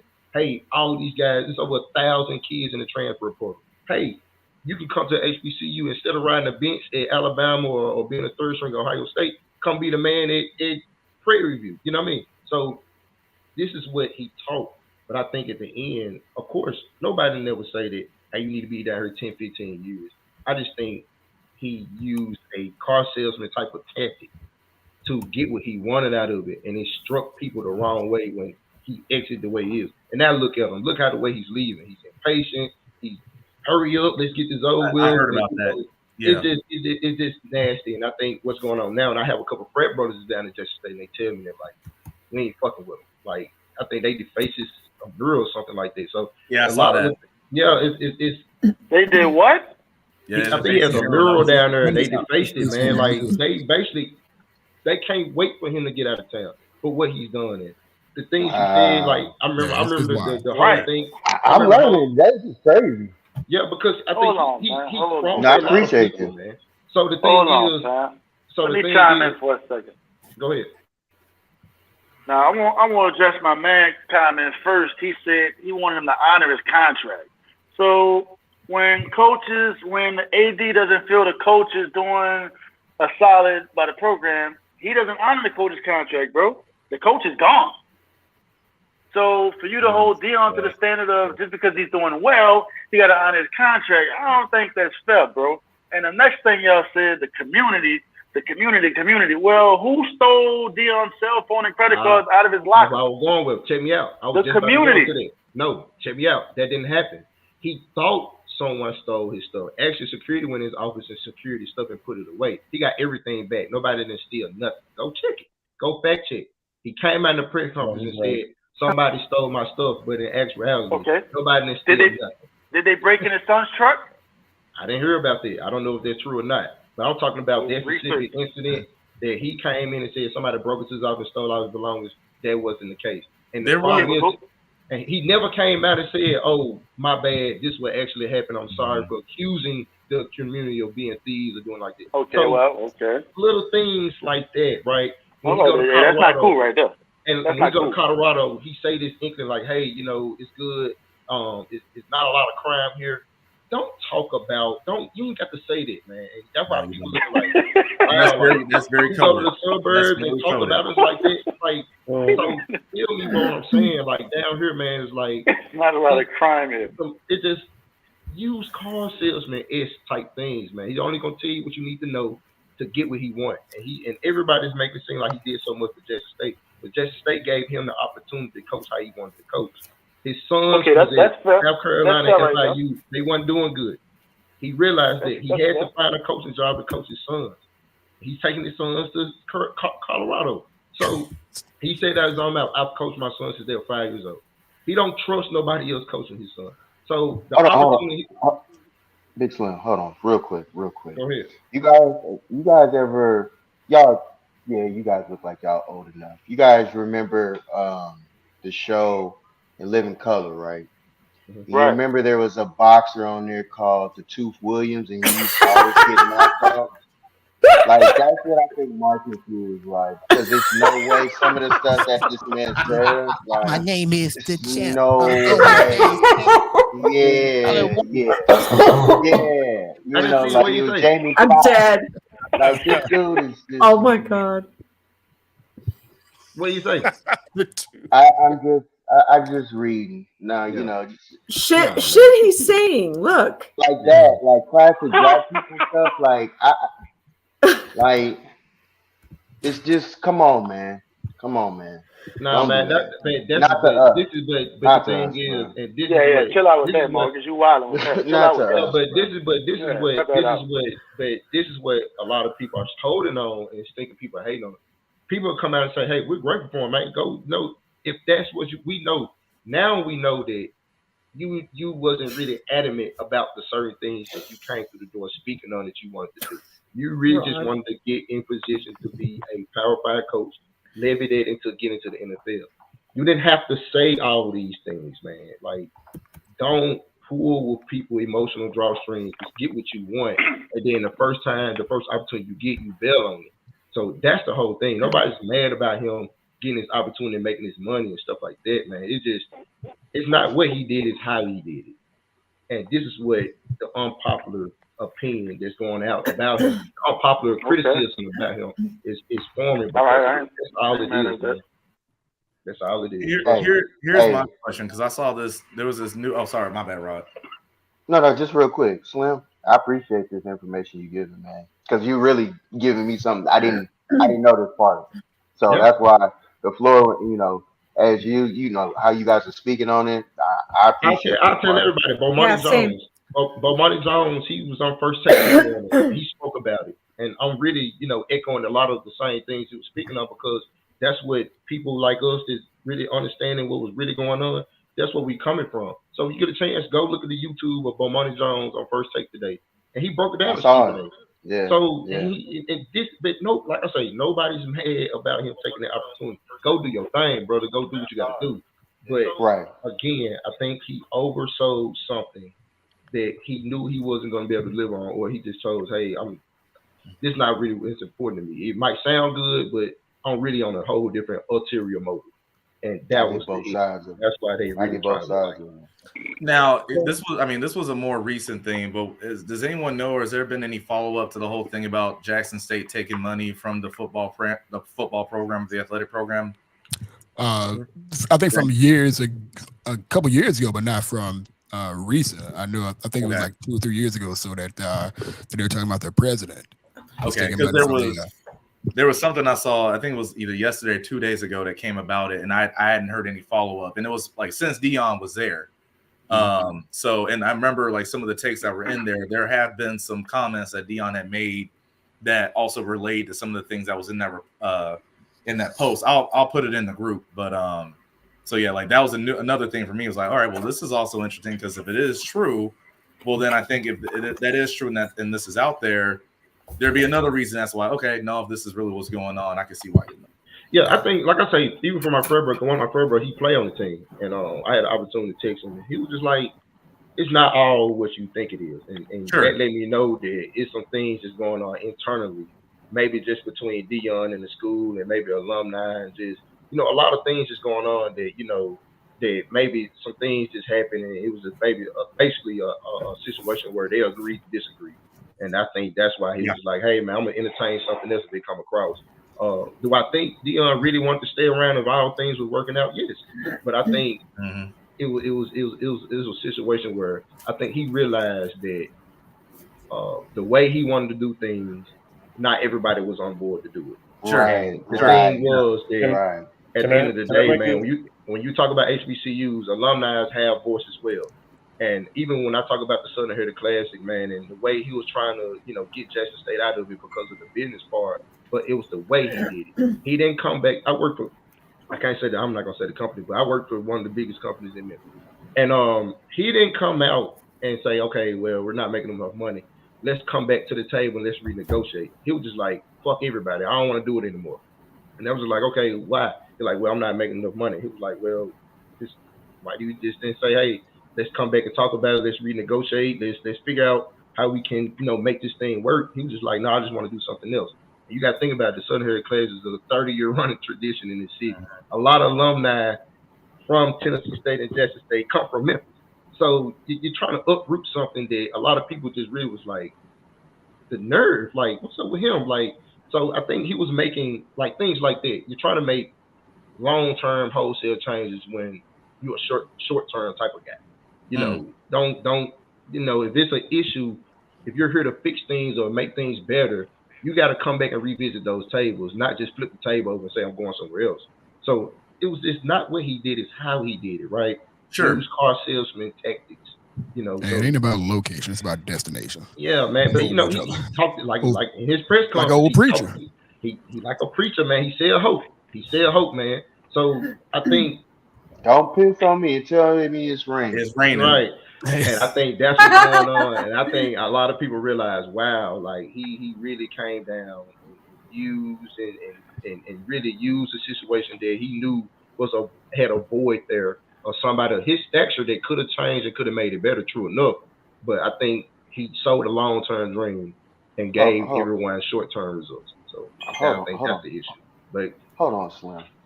But go on, man. Because I can see it all in your face. You got rebuttal written all on your face. Man, I'd love to hear your remarks, sir. I just don't understand. I know everybody emotions is in bro. Jackson State won back-to-back SWAC championships, bro. Like, what did y'all want this? Y'all really thought Dion was gonna stay there for 4 years, bro? That's the thing everyone's missing. It's okay. It's okay for what he did. Nobody's not disputing it, dog. We're saying that if let me ask you this. Hold on, let me ask you this. Okay, go to Power 5, you should have just said that, bro. Like, okay, don't come in and say no, man. Listen, hold on, wait. Let me ask you. So when you're on a you got a lot of you got a lot of what you got to go through. No. I'm saying when you're on a job interview, right, and the people ask you what can you offer their company, are you gonna say nothing? I'm just here for the money until I get a better opportunity. Is that what you're gonna say? No, you're gonna put a little more eloquently than that. But the thing is, you're not gonna lie either, though. You're not gonna say, "Hey, I'm here to take this company to all new heights and blase, blase, blase." Even if you are in a position, I think for him, man, I get what you're saying. I just think at the end of the day, for the how can I put this, man? The way he did it pissed a lot of people off when he exited. I get the business part of it, man. It's not about being emotional. Everyone is saying, "Hey, man, like, you know, you played with something that a lot of people, you knew a lot of people would have been like, okay, look, wow, like he's really gonna do this. Wow, this is really important to him. He really cares about these things, right?" And in the end, he didn't. You know, for whatever reason. Can I add something to this? Okay. Look, Rod, hold on. Let me get this one thing in. Before you do. 1996, Rod, was the last year a team won back-to-back SWAC championships. Dion just did that for Jackson State, bro. I was 16. That's all I'm gonna say. I was 16. So Buke, let me ask you this. Just one last thing. I'll let you go, Mike. How many of those players that he recruited to come to Jackson State, you think either going to go with him or they're going to leave Jackson State altogether? And do you think Jackson State going to be as good or even nowhere as good as they were next season with Prime gone? But that's my question. Did you think Jackson State those players would be at Jackson State in the first place had Prime not been there? No, not at all. No, they wouldn't have been there. No. Travis Hunter committed to Florida State, and Dion took him from Florida State to there. So now, what I wanted to say is to Slim, we need to remember something about Deion Sanders. Okay, this is Deion Sanders' MO. This is who he is. Always been about that. Yeah, he came into the league prime time. He told the Giants, "What pick do you have? Oh, I'm not interviewing with you. I'm not going to be there." Okay. Yep. So let's be real about something, okay? This is college football. He always had an agenda. Mm-hmm. He did not get rejected from Florida State. He told Florida State no first. He wanted to find a place where he could go. He has a plan. You think Colorado's his last place? He's going to do this to Colorado, bro. I'm telling you right now. Thank you, bro. Colorado more than 2 years, 3 tops, I'll be shocked. All the people in Colorado are going to be sounding just like you in 3 years. Because guess what? If he goes to Colorado, wins the Pac-12, if he wins a national championship, anywhere he wants, and he's taking Travis Hunter with him without any fight, he's just walking his son, both of his sons, who's quarterback and his and Travis Hunter, all to Colorado, just walking them. And look at this. Colorado, I just looked it up. He was making $300,000 a year in Jackson State. Colorado gave him $25 million. He's making $5.5 million. That's a 25%. That's a 200. No, that is 1, 2, 3, 4, 5, 6, 7, 8, 9, 10. That's like a 15 times raise. So money talks. This is primetime Deion Sanders, who used to wear Mr. T starter kits and pull up to drafts and limos. Bro, What's your name, bro? What's your name? What? What's your name again? Mike? My name is Mike. Okay, Mike. Yeah, we seen him go from Dallas. We seen him go from Frisco to Dallas. We seen him. Let us say Atlanta. It's all about the money. He's a hired gun, bro. Let's be real. Deion Sanders is a figure. He is bigger than life. Deion Sanders know he can walk into any kids. You think Nick Saban has the pull Deion Sanders does? No. I'm white, but I'm gonna say this. Deion Sanders has more pull in the black community. I guarantee you Nick Saban do. Deion Sanders can pull guys that nobody else can. Wait, you're white for real? Yeah, I'm white. I couldn't tell. Man, you look light skinned from right there, bro. Like real talk, I can't tell, bro. No, I'm just saying, man. Like this is what Deion Sanders did. I knew the minute he signed with them. I mean, come on. You didn't think that his goal was to eventually get to a bigger college and then eventually coach in the NFL? I guarantee you, his dream college job is Florida State. No 100. Yeah. Guarantee you that's his Bobby Bowden. He calls Bobby Bowden before he died. He called Bobby Bowden his dad. That's his father. And I'm a Florida State fan, so I'm a Florida State fan. Deion Sanders, you know why I'm a Florida State fan? Because of that man. I saw Deion Sanders say, "Hey, Bobby, watch this," and he returned a punt and was like, "Here's the ball." I think that was his first play. His first game. Marcus. I understand you're upset, bro. I understand all that. And you're right. He might have sold long-term dreams with a short-term hustle. I get all that. But at the end of the day, Deion Sanders is Deion Sanders. You had to know.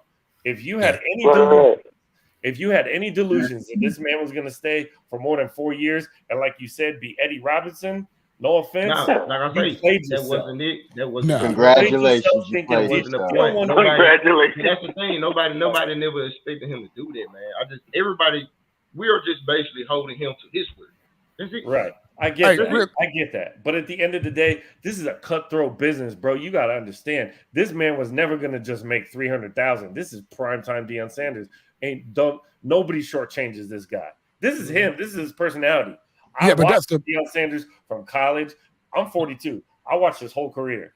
Deion Sanders, bro, when he was in Colorado, what did he say in his first press conference? He said, "Oh yeah, y'all need to clap for this because I just went in my bag and this is just the first press conference." Location versus destination talk. Yeah, location versus what? Used car salesman, man. Right, that's used cars. He's already selling the used car to Colorado. Serious business. There's a word said back in the day that says the game don't respect nobody. Put on the hat and take the hat off again, and he's gonna go somewhere else. That's fine. I guarantee the deal is going to Colorado. Hey, so let me tell you. So this is so Buke, Mike. This is what the real deal is. This is why cats are really upset. Serious business. This base again, man. I like Deion. Buke, I'm sorry. What is Buke? Going to Colorado. Yeah, Buke. It's all good. Buke, I apologize, pimp. Hey, so the deal was he basically on the premise of basically there's no real. This is like the best I can say it. He basically promised to take cats who were going to one plantation. He was going to save them from a plantation, but he got those guys from one plantation and really sold them to another. He literally took his promise of taking these. He took his promise of getting these cats and being able to do all this work at big schools, like a plantation, like basically like he was like catching things. He's like, you don't have to go and work for this group. You don't got to work for this big school. You ain't got to go work for this one deal. Come with me. We're gonna go and do it our way. And then he basically sold that dream and he sold it to Colorado. That's why cats are super upset. The ones that are really upset about stuff, because he basically told those cats again he was going to sell them this big dream, but then he sold what he was building and he sold it to Colorado. And then he started talking like, "Hey, it was a calling for me to do this. It was a call for him to do it at the HBCU and not just." Wait, what's your name, bro? What's your name Robert again? Green, Pep. Robert. Okay, Big Rob. 1996, bro. Rod was 16 years old. He just said it. That was the last time a SWAC champion had won back-to-back. J-State just did that, bro. What more you want the dude to do? I don't want him to sell what he was building, and he is selling that. That's what I didn't want him to do. So here's my. That's what everybody's saying. He didn't have to. He didn't have to do that what he in the did country. to get to where he got. I apologize. We stepping on each other. We stepping on each other. I'm sorry. Yeah, you're right. My bad. So if you knew he was going to be there for a short period of time, how do you sell that to people? How do you say, hey, I hate to say this, but I'm kind of using you to get to the next place? No, that's exactly what the game don't respect nobody. He used Jackson State, bro, to get to Colorado, and guess what? In 3 years or 2 years or however many years it takes, they can be gone. You're gonna say the same thing. He has used car salesman his way up the ladder. This is no different than any other corporate job out there, bro. He is just okay. Let me ask you this. I'm sorry, Mike. Let me ask you this one last thing. Yeah. Did you get upset when Jay-Z kind of like leveraged Kaepernick to get the NFL deal? Absolutely, I was super pissed. Super pissed. Okay, all right. Say that one more time. I was asking Rob. He answered. I was asking him, was he upset when Jay-Z kind of like leveraged Kaepernick in his cause to get the NFL deal, the halftime deal? Oh, okay. 100%. Go ahead, Jordan. Yeah, so I want to say this because again, like I said, when I was coming out of high school before I committed to Stanford, I had 30-something offers, right? Like you can look it up. I'm not BSing. You can look it up. I wish I was you. So I heard a lot of dreams sold from a lot of different coaches. Actually, funny enough, one of the dreams that I was sold was I remember this very clearly, and it's funny because this kind of relates to the 49ers. Bryant Young, at the time, he was the D-line coach at Florida. And this was like Urban Meyer was still there. He was at my high school. We're doing a recruit meeting. As soon as that finished, I'm going home. ESPN notification. Urban Meyer is leaving Florida. And it's like, wait, I was just in a recruiting call with a coach. What does this mean? Like, and I say that just because, like, again, this thing, it changes so much, but also I had some conversations where I had coaches telling me that their foot was out the door. They were looking at other places. And it's just the way it is. And like I said, the unfortunate part of it, and I hate that an HBCU was the victim of this. There you go. I hate that it is. And I think that's the crux of this thing. Because if it was at a PWI, we would not be talking about it. Exactly. We would not be talking. If it was PWI to PWI, nobody would have gained. Yeah, we would not be talking about it. That's what happens every day. But Mike, what you got to understand is HBCUs, they are the institutions that they are already in an unfair, I won't say a poverty-stricken position, but they're look how underfunded HBCUs are. Yeah. So when you bring in a person like Deion Sanders, when you bring in a person like Deion Sanders with his stature, his prestige, and he speaks on things that is an ongoing issue for all HBCUs, that hey, we don't get the attention, we don't get the funding, we don't get the recruit, we don't get, so I'm gonna do this, I'm gonna do this, I'm gonna do this. He was basically coming in and say, I'm gonna fix everything that's going on with not only Jackson State but HBCUs as a whole, as far as exposure, as far as recruiting, as far as funding, as far as leveling the playing field. HBCUs, we should get more money for playing bigger schools. HBCUs, if we get the roster, we should have the opportunity to play bigger schools. And we should tell these kids that you don't have to go to a PWI. Come bring their notoriety and bring their revenue that you'll generate to an HBCU who needs it. These HBCUs were built for you. So instead of going to a Florida State Travis Hunter, come to Jackson State and bring Jackson State that notoriety. This is what he was selling. And I get it. That's the business part of it. As far as the HBCU, a community and a community like Jackson, Mississippi and surrounding regions, those are very sensitive things that if you say, hey, I'm going to do that, then you better be a man of your word, because it's not the same as a PWI. Don't pimp us, pimp them.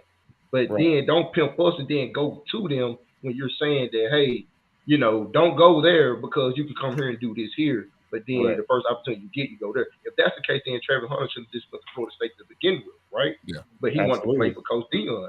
A lot of those players that jumped in the transfer portal to come play for Deion, they left PWIs.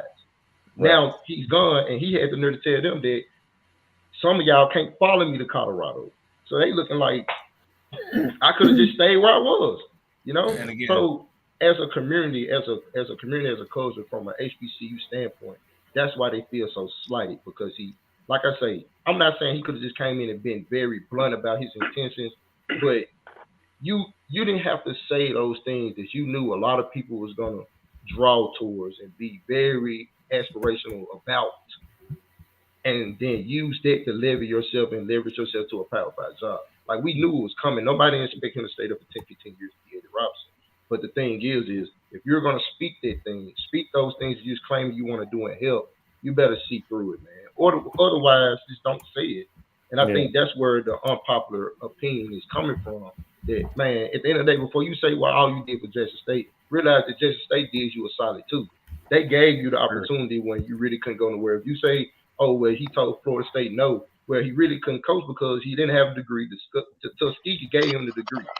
He's never been. I thought it was Talladega. Talladega. Yep. Talladega gave you the degree to kind of give you the paperwork, the background, the educational, requirement, so to speak. You've never been an assistant or anything like that, so I think that was a barrier for him getting a head coaching job. Deion Sanders is not going to be anyone's assistant. He's not going to be second to nobody's staff. So I think Jackson State stepped up and gave Deion Sanders the opportunity to do what he wanted to do. And at the end of the day, he just kind of pulled the rug up under it. So I think it's a 50-50 quid pro quo type of deal. He did a lot for Jackson State, true enough. He did have game day down there. He did bring a lot of more attention to HBCUs. But let's not get it twisted. HBCUs was still getting their own notoriety on their own. The Celebration Bowl still is a nationally televised program. Still get on national. It's certain things that go on in HBCUs before Deion went there that will continue to go on after he leaves. And he doesn't necessarily. People giving him credit for it, but it was going on anyway. So this is where I'm coming from, man. I just say nobody has a problem with him taking his job, and we're grateful for what Deion did for Jackson State and bringing that shine and that notoriety to Jackson State, and just having Jackson State one of the hottest schools in the country, and getting those recruits to come down and having that product on the field. I was one that able to see it because he came down to Memphis for the Classic, but it's not what he did. Nobody's not mad about what he did. Everyone has the issue that people that do have an issue. It's how he did. I guess I mean, again, fair take. I guess the way I look at it with Deion is with someone like Deion himself. We believe. Right. But like we believe, and now look at it. So, right. Yeah. But like the thing for me with Deion is you gotta understand, and I'm not, just for the record, I'm not just saying this to Jackson State, I'm saying it to Colorado too. You gotta understand what you're signing up for. Yeah. You got to. And I find it ironic actually that he's going to Colorado. Because remember, Mel Tucker signed that deal with Colorado, sold Colorado a dream. What did he do? The first thing, he got a big-time contract. He dished and went to Michigan State. Yep. Right? So, like, I find it ironic now that they're on the other side of this. But, again, I mean, I think for a lot of things that we've been talking about, it's, again, like I said, I hate that it happened to an HBCU. But at the same time, while Deion was doing it, it's kind of like what we're talking about. Do you get a Travis Hunter if you tell him, I'm not really going to be here, I'm not committing here long term, do you think he's going to come down, or any of the other recruits? I don't know. Yeah. But all I know is while he did sell that dream, he had those players down there while he was down there. Yeah. That's the thing that I'm saying, where it's just like, again, I hate that Jackson State or any HBCU got caught up in this, because there are also some other former NFL players and coaches that are doing good and big things on the HBCU level. I'd also love ESPN and all these other platforms, Eddie George, Hugh Jackson, to name a couple. I would love to see them also get the same spotlight that Deion does, because, again, at the end of the day, my whole thing was like, look, even if Deion makes Jackson State as big as it is, it's going to take more than one head coach, a big-name head coach, or a big-time program at the HBCU level to see the changes that we want to see at the HBCU level. Mm-hmm. So now, as I'm saying, it's up to all these people who said they're going to pay this money and pay attention to Jackson State. Keep that same energy, even though Deion's not there. Keep the same. Well, the thing is, you know how TV networks work, man. They got to have a product. They got to have a product. And if Jackson State goes back into what Jackson State is, and you invest a time slot to show a Jackson State and whoever else they play game, and it's like, this is the reason why HBCUs don't belong on ESPN. Yeah. Then it hurts. And and that's what I was saying. Like, that's the thing I still hate about the whole thing with Deion and when he left is I think any time, like no matter when he would have left, we'd still be having that same conversation. Yeah. Right. No, like, no, well, now Deion's gone. Now what's going to happen to Jackson State in the program? Nah, I think I'll push back. Especially with the transfer think, portal, though. Yeah, but that's the thing. I think if for what the transfer portal changed a lot. Yeah, transfer it changed a lot. It's open market, man. Like yes. every year open market. I just think, like I said, man. Back to what I said earlier. He came in. He spoke a damn good game. And absolutely. That's Deion. Everyone believed. Yeah, and now everyone woke up and said, "Wow, he's the same Deion. He's been Deion. His brand is it's all about the money.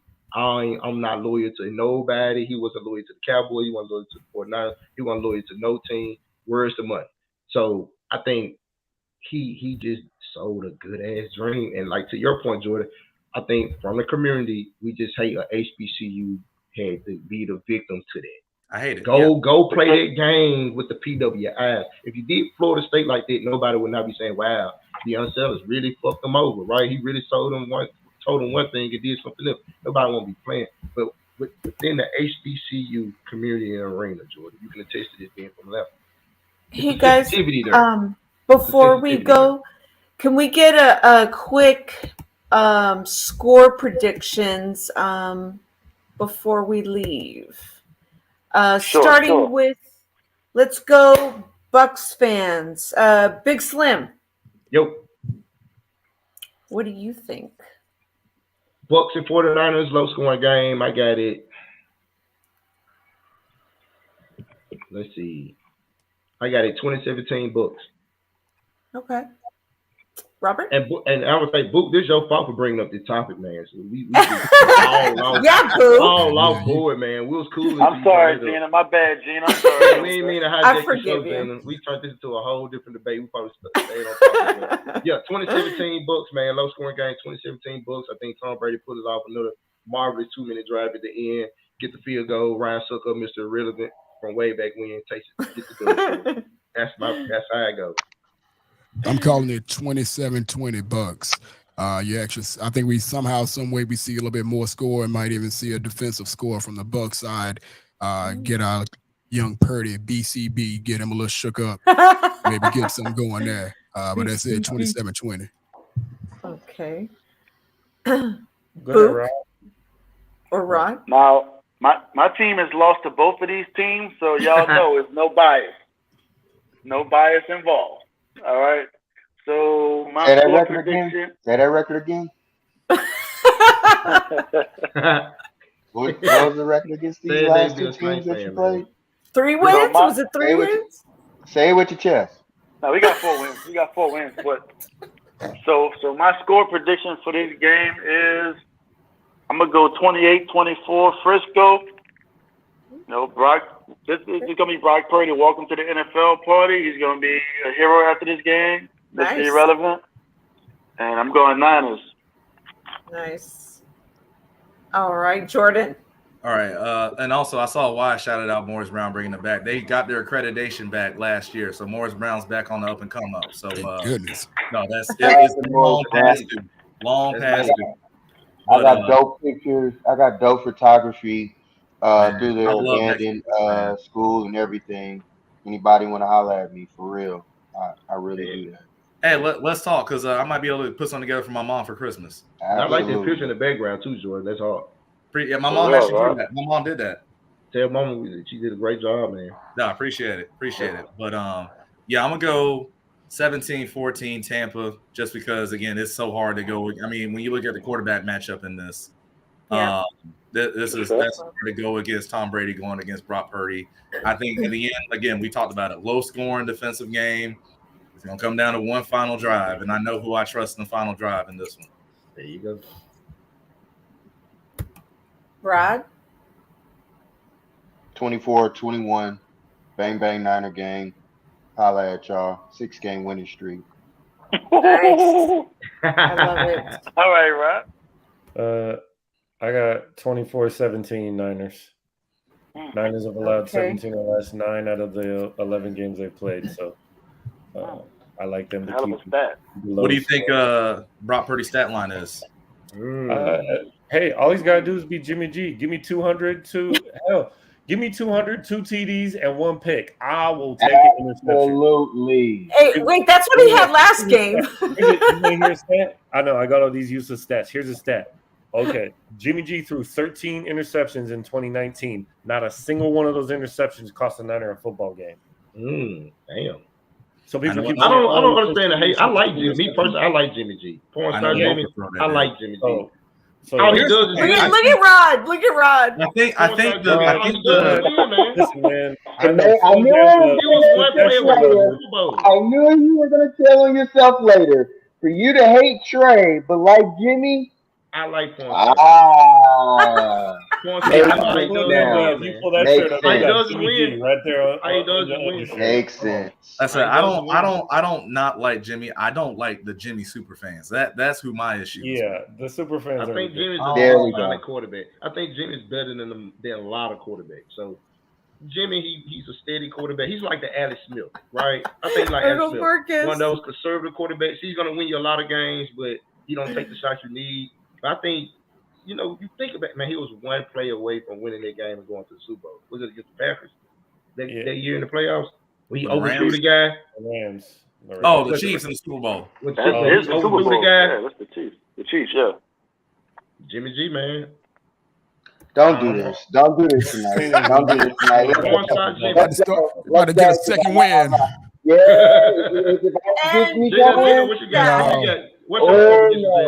Oh yeah, what's your score prediction? Because I got that. Rod, I'm usually good. Last week I wasn't. I said by 3 because I really thought, because Jimmy didn't play the whole game, so we don't know what would have happened. Right. We're still at home. I'm gonna say by 10 Niners. I'm gonna go. Tom hasn't had that great of a year. What? It ain't about Tom, though.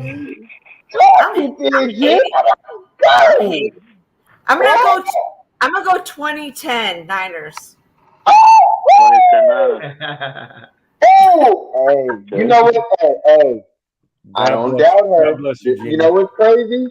Every time she says some outlandish score, we're still on the win streak right now, people. I don't That's think all that's I gotta outlandish, say. though. Hey, the Bucs have lost by 10 once to the Chiefs this season. What the Steelers score was the Chiefs on offense. What was that Pittsburgh score? Are both red, so. What's that? God. I said the Chiefs. What was that Steelers score? Y'all lost the Pitt.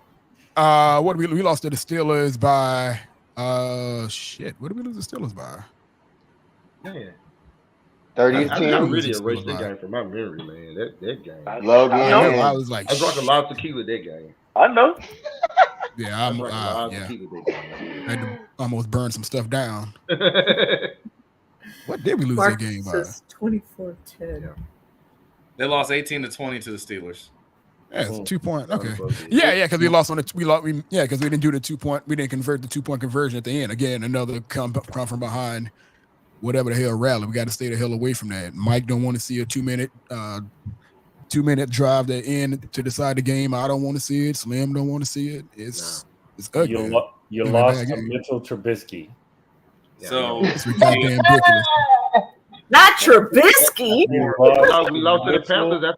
You lost to Mitchell Trubisky. Y'all say the Bucs have 4 losses by 10 or more. We lost to Russell Wilson. 3. Yeah, we did. On prime time. On prime time. I lost my FanDuel parlay. No. I take that back. Jimmy G lost us. Are we done? We spotted him 7 points. He gave up 2. I'll put that on point. Oh, we spotted him 9. He gave up 2. We lost. It was like 10-11. Some bullshit. It was 11 to 9. It was a high-scoring baseball game. Real quick, Rob, Slim, Mike, follow me on Twitter, Bucamania. I got a slide, y'all. But follow me on Twitter, man, Bucamania. Yeah, everybody. If everybody in the group chat, follow everybody that's in the group chat. So yeah, it's in the group chat. Okay, you guys. So You called me out like I already do.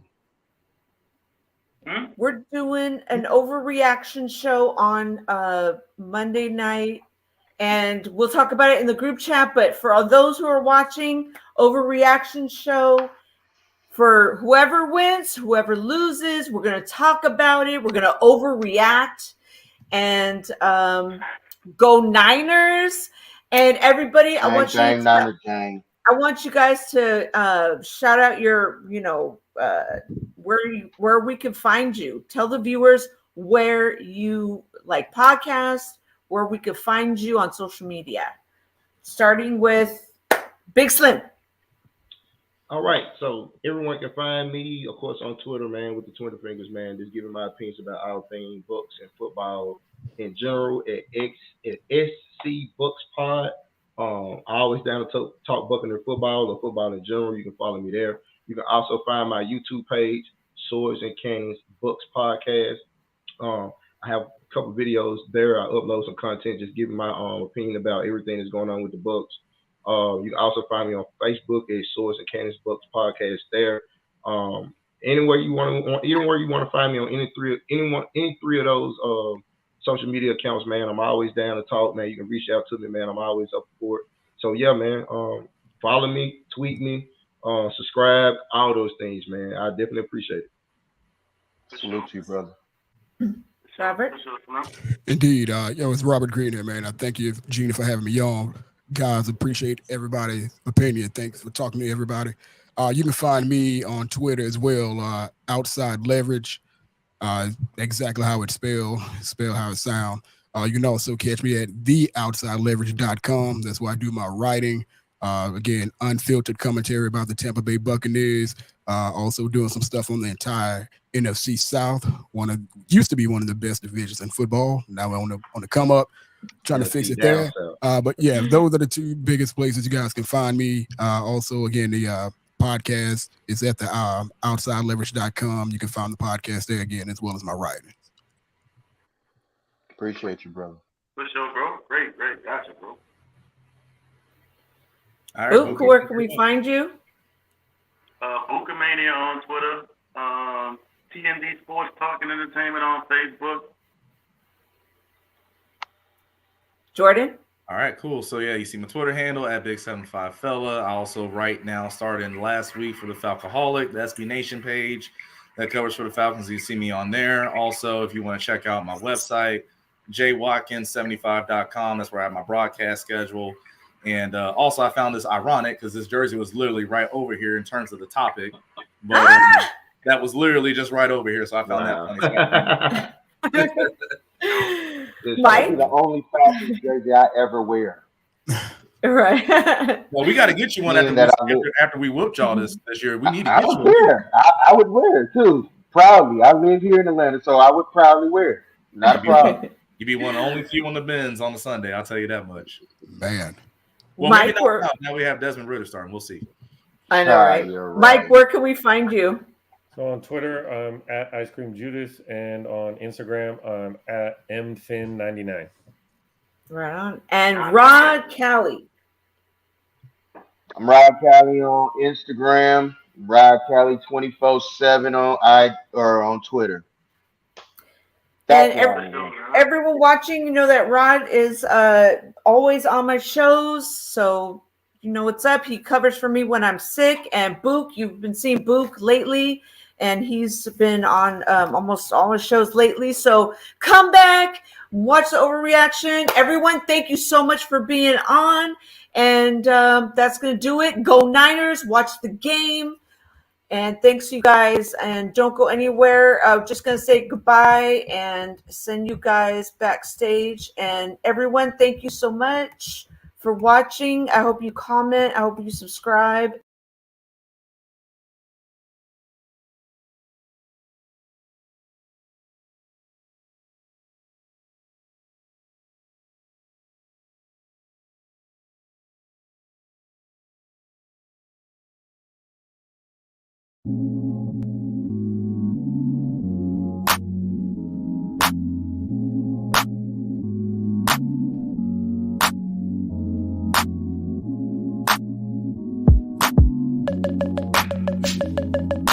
Bye.